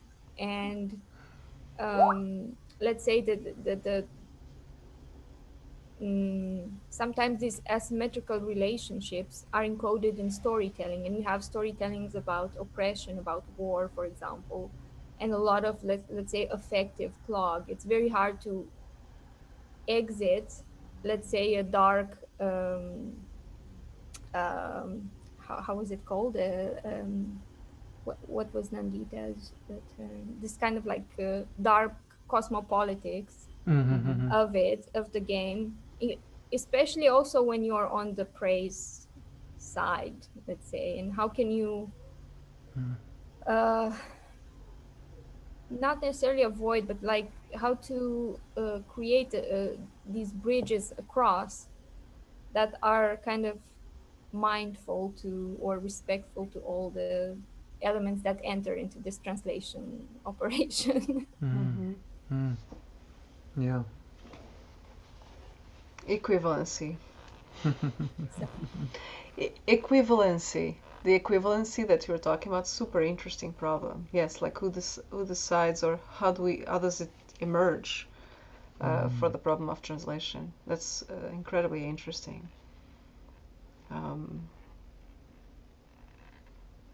It's a super interesting problem. It always, the fact that translation always, to in a way, always assumes that maybe there's a third party, a kind of a virtual third party of some kind, that allows the two things to communicate, where one would think, and it's probably just because we are in the same earth, of course, yes, because as soon as the laws would be very different, it probably will be unintelligible. So, very, very interesting problem. Yeah, everything about language is amazing. Yeah, I was coming more from the let's say, because I do feel like there are lots of efforts to arrive at this universality, um, as especially when we're confronted with something as climate crisis, then and it's not necessarily even stemming from the, oh, we are in this together and it's one world. And but of course sometimes you need to transcend certain, let's say, affective clogs, if I can call them, or like traumatic luggage that you might have, and that again is encoded in storytelling. In the, if we only think about the Cold War and the kind of fantasies and like stories it incited, that's also encoded trauma in storytelling. And sometimes you need to transcend even that in order to fix the future and the past in a way. And yeah, from I can see the appeal. That, Yes. yeah. It's interesting because for me the value in the Aldo Leopold reading is the willingness to see stories in the materiality of the life of the tree, which then, I mean, Leopold writes about that and links it directly to other situations in the environment around the tree, some of which the tree would be aware of, and some of which the tree would not be aware of. But what Leopold is doing is telling another story, showing how they actually are all connected indirectly to each other, even if the tree during its lifespan is never aware of it or directly impacted by it. Like, so the other forest burned during a drought, The tree didn't burn. The other trees burned. There were laws made by humans in relationship to the drought or the fire, conservation laws, which maybe directly benefited the tree that we're talking about, or maybe didn't directly benefit, but benefited the class of trees, which the oak tree was a class of. You know what I mean? So there's all of those kinds of arcs of potential communication and connection and storytelling. And it feels like Leopold is basically telling a series of stories and meta stories, showing how some of them connect and some of them don't, but they're all kind of linked together. And they all build a certain kind of set of destinies for the systems that they're telling a story about. And it is definitely about telling other stories or retelling stories to build different futures and different pasts, make them more accessible. So it feels like that's all connected. Those are all connected. And I also get the sense from Leopold that he's comfortable. He was comfortable with, untranslatability. And some stories simply can't be fully heard by certain systems, but that's okay. It does, in terms of deep land ethics, deep ecology, it does though go back to a set of questions about which stories you want to preserve, or which species you want to preserve, or which cultures you want to preserve. So I feel like the act of the designer is then always going to be. I mean, Carla and I have talked about this a lot, and we even have a little joke because it's the question, like, what do you want to save? What gets. I'm always talking about what gets saved. What gets saved. What needs to be saved. Yeah. I'm also I'm always wondering. There's this problem that for communication we need that third or virtual party, or some kind of both emerging and present, or ever-present possibility of the common denominator, right? Which is a construct, a fluid, ever continuing to be built construct, ever building itself. And so that minimum denominator to a degree is important for communication. But then we also know that the hyperspecificity of language is extremely important. So the 26 words for clouds or the 26 words for snow of a particular culture is because of, in a certain moment in time, those things were items as different as ice and water are for me, in terms of how I need to deal with them. And so that hyperspecificity, which is a maximum numerator, so there's a maximum numerator which is absolutely fundamental for communication as well, but it's a communication then with a very specific environment in relationship to a world being vaster than that, that moment. And because both are important, I guess, and a little bit like going on the wagon of what you just described, Georgiana, maybe is there a way of like coding, transcending the problem of dimension and coding the maximum into the common denominator, which would be a minimum in the sense of no longer minimum and maximum being about numbers, but being about this kind of like, I don't know, synthetic units that they could like spring up the maximums again somehow. I don't know.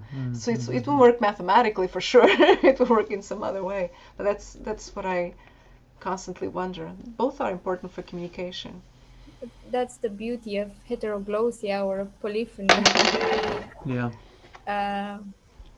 You need it's you kind of sometimes don't even want to capture it or to map it, or maybe you can, like a star, you can describe it, you can see its processes and let it be. You don't have to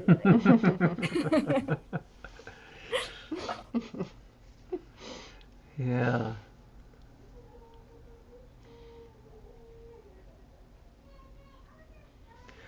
Yeah, one image that jumps to mind is in the film adaptation of Annihilation. There's that moment when she's in the lighthouse dancing with the alien, whatever it is, and it takes on a kind of a metallic bipedal humanoid form, and they're kind of in a mimesis with each other dancing. And I know some people felt that scene was not so successful, but I actually thought it was extremely successful.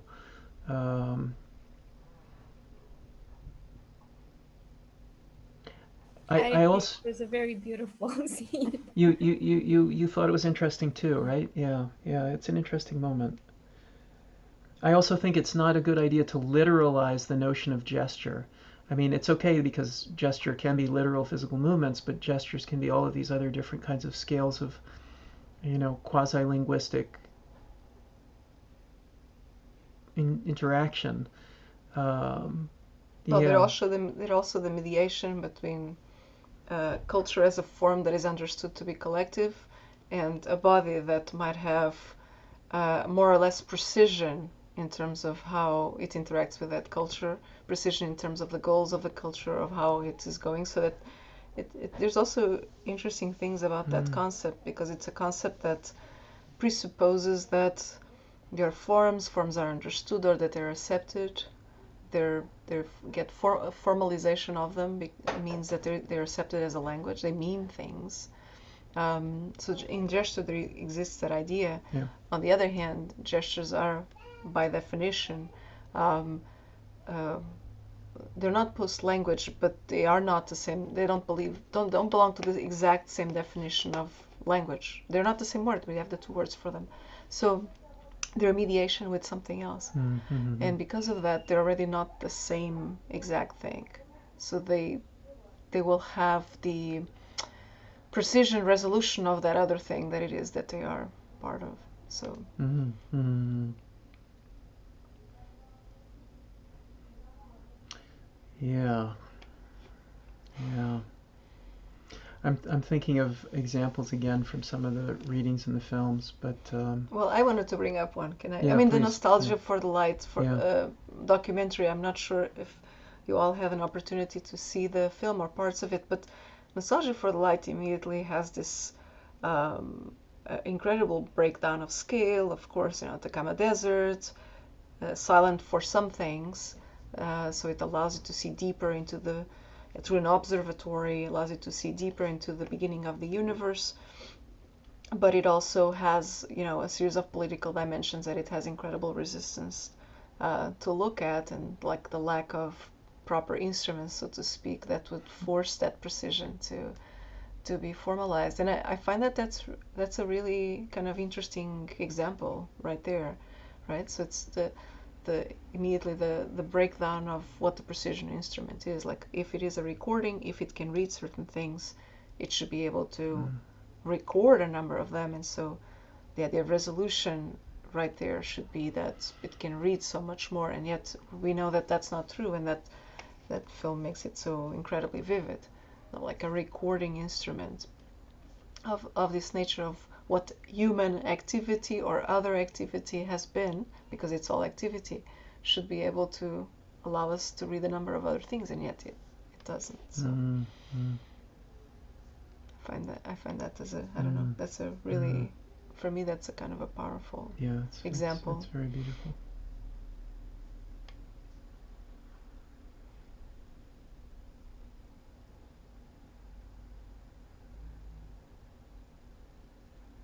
But all in Arrival is about that.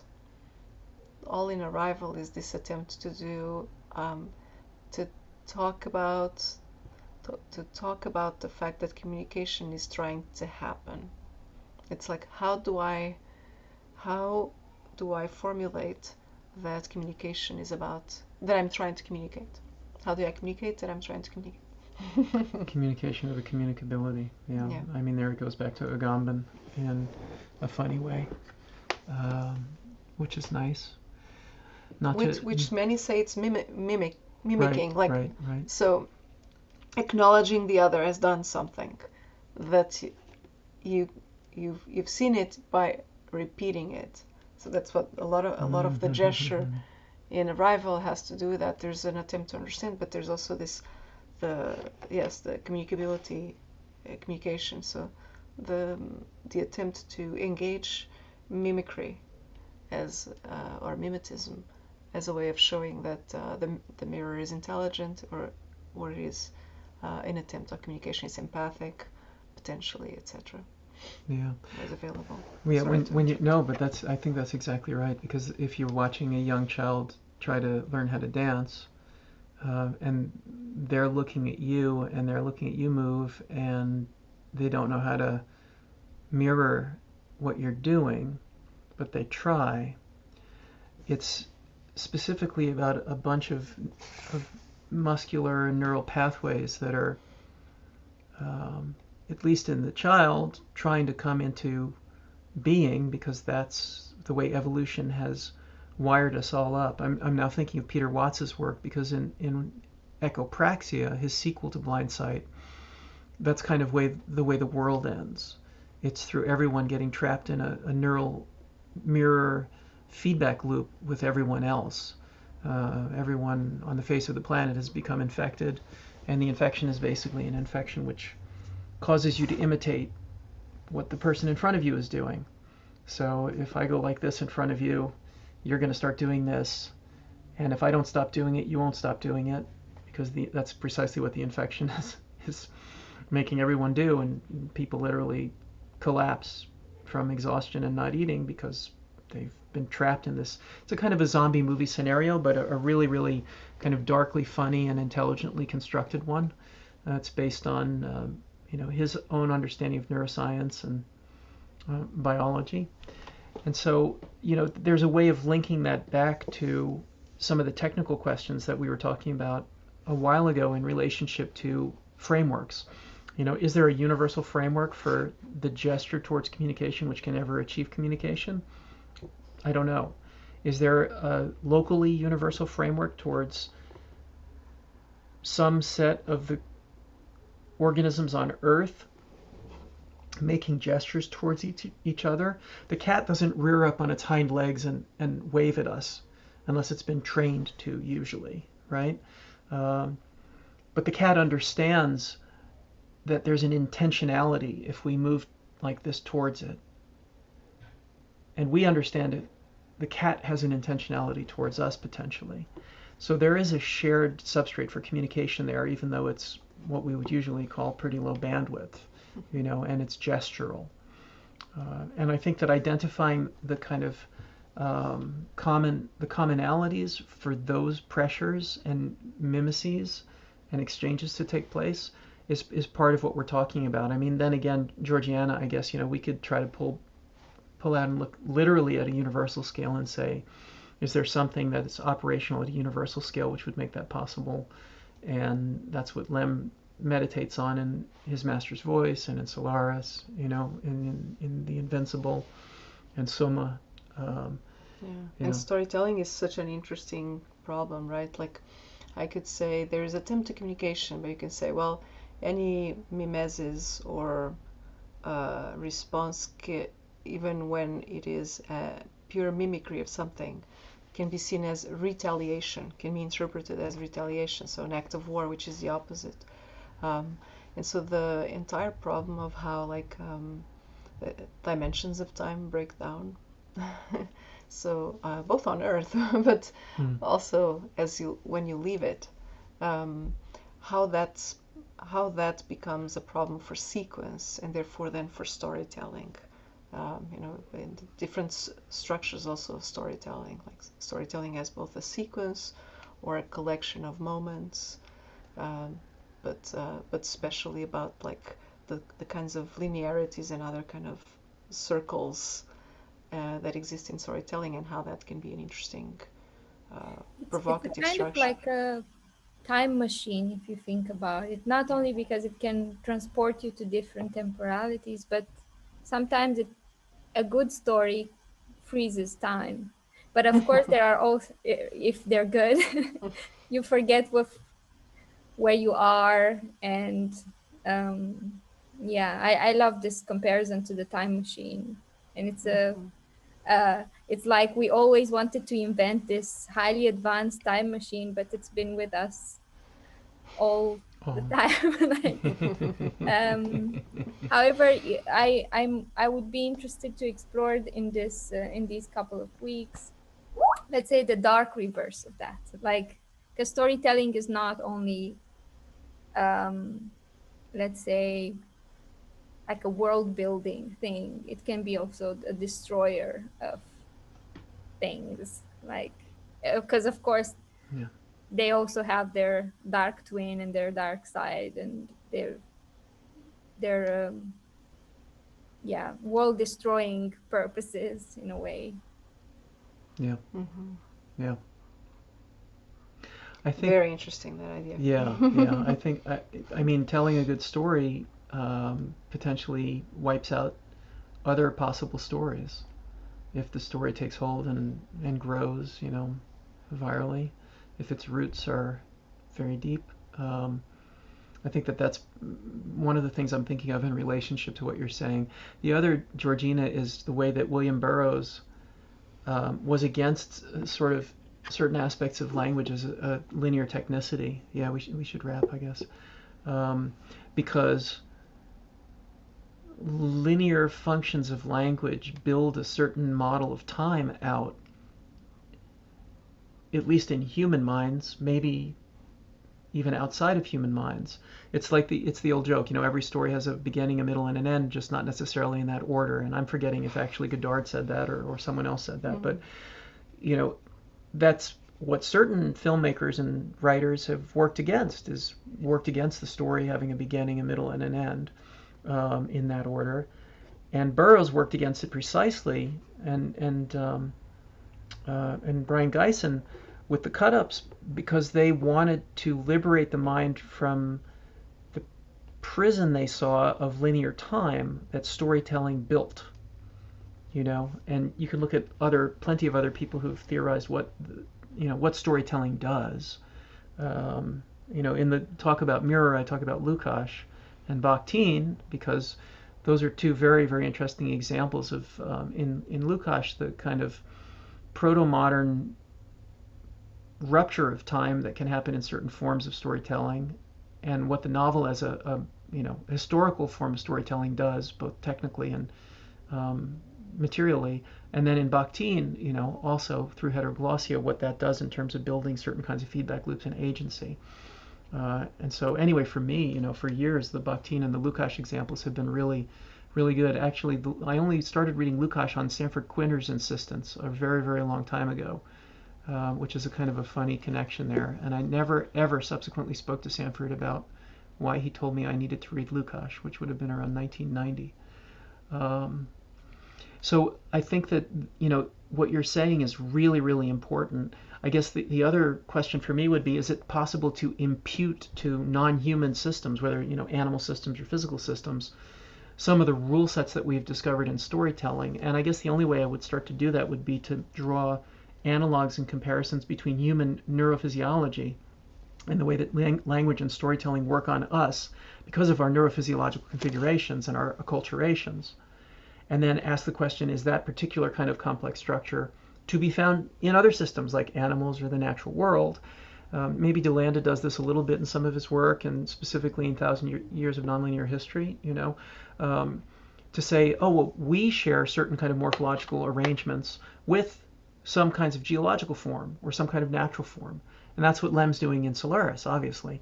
So is it then appropriate for us to take some of the linearities and colonizations of language and human storytelling and impute them to other systems or discover them in other systems? And so that's a super interesting project that could be related as a design project to kind of the things that you're talking about, because you're talking about storytelling as a shutting down of possible realities, or storytelling as an opening of possible realities, And so that's very... But I think that linearity in languages now kind of starts to be questioned, also with the use of language generators, if you think about it. And there are multiple models of languages and how we form our how language is, how we form our syntaxes and our linguistic constructions. Like it could be linearity, like we built on top of and like sequences, but it could also be like this kind of it's like a heat map that lights up all of a sudden in our brain, and like then we select, and it's a more complex and nebulous process than let's say the trees that we did in college as well. Who knows? I mean, no, some people know better. And that could be because I'm also thinking, if of course, linearity is kind of like a culprit in many situations.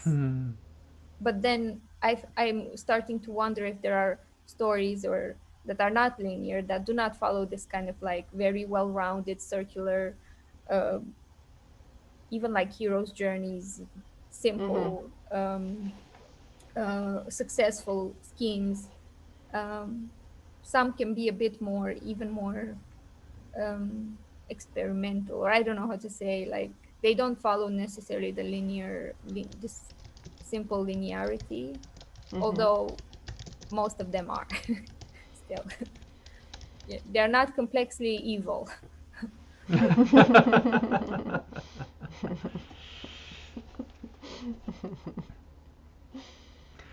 I think we do have to wrap. Artemis, was there something in group discussion that you needed to bring up today, or did we cover everything in the logistics? So regarding the presentations, I just wanted to maybe have a talk with you. I asked Mo, we are going to adjust it in your way of the studio. We were just trying to make sure that this extra assignment, let's say, from the part of the students, that is something else apart from the final project. In this case, is going to be just, let's say, in half of the sessions to make sure that everybody's engaged to present their work. It's the way you had it already in mind. I'm just going to make sure that everybody brings a project into the table and introduces to the group. And I think that you are going to decide when is the time for everyone to start thinking about the project. Yeah. I mean, I imagine some folks already have things that they'd like to take up, and maybe others want to spend a few weeks just reading and seeing and listening and talking. By the 5th class, people should have stuff ready to talk about. And maybe we haven't talked about it ourselves yet. We don't know if we want to try to see everybody's project per class, or if we want to have people presenting work in the Miro board so that we can all be talking asynchronously, but maybe 3 or 4 people per class present. It's the architectural review question, as always. Do we have enough time in a 3-hour session to cover everybody's stuff and have a good conversation or not? So we can figure that out over the coming weeks, I guess. Yeah, or at least in the coming week.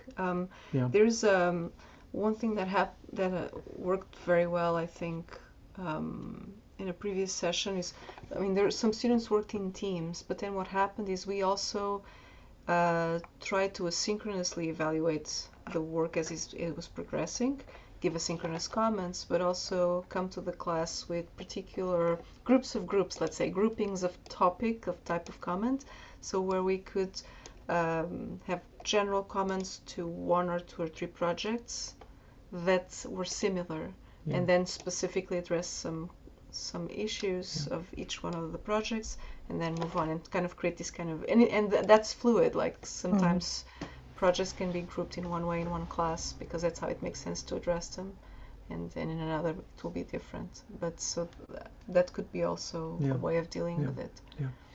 Cool. But we won't have people presenting stuff until the 5th class, so we have 3 more classes of reading, films, absorption. Yeah, and people might, they will have time to allocate themselves with groups and people that they find they can collaborate. Do you have in mind like a limit of the people in each collaborative group, let's say collaborative project? Okay. No. Perfect. It should be synergetic. Exactly. I get that. With plenty of honey and raspberry. Yay. Really good to bring that word today.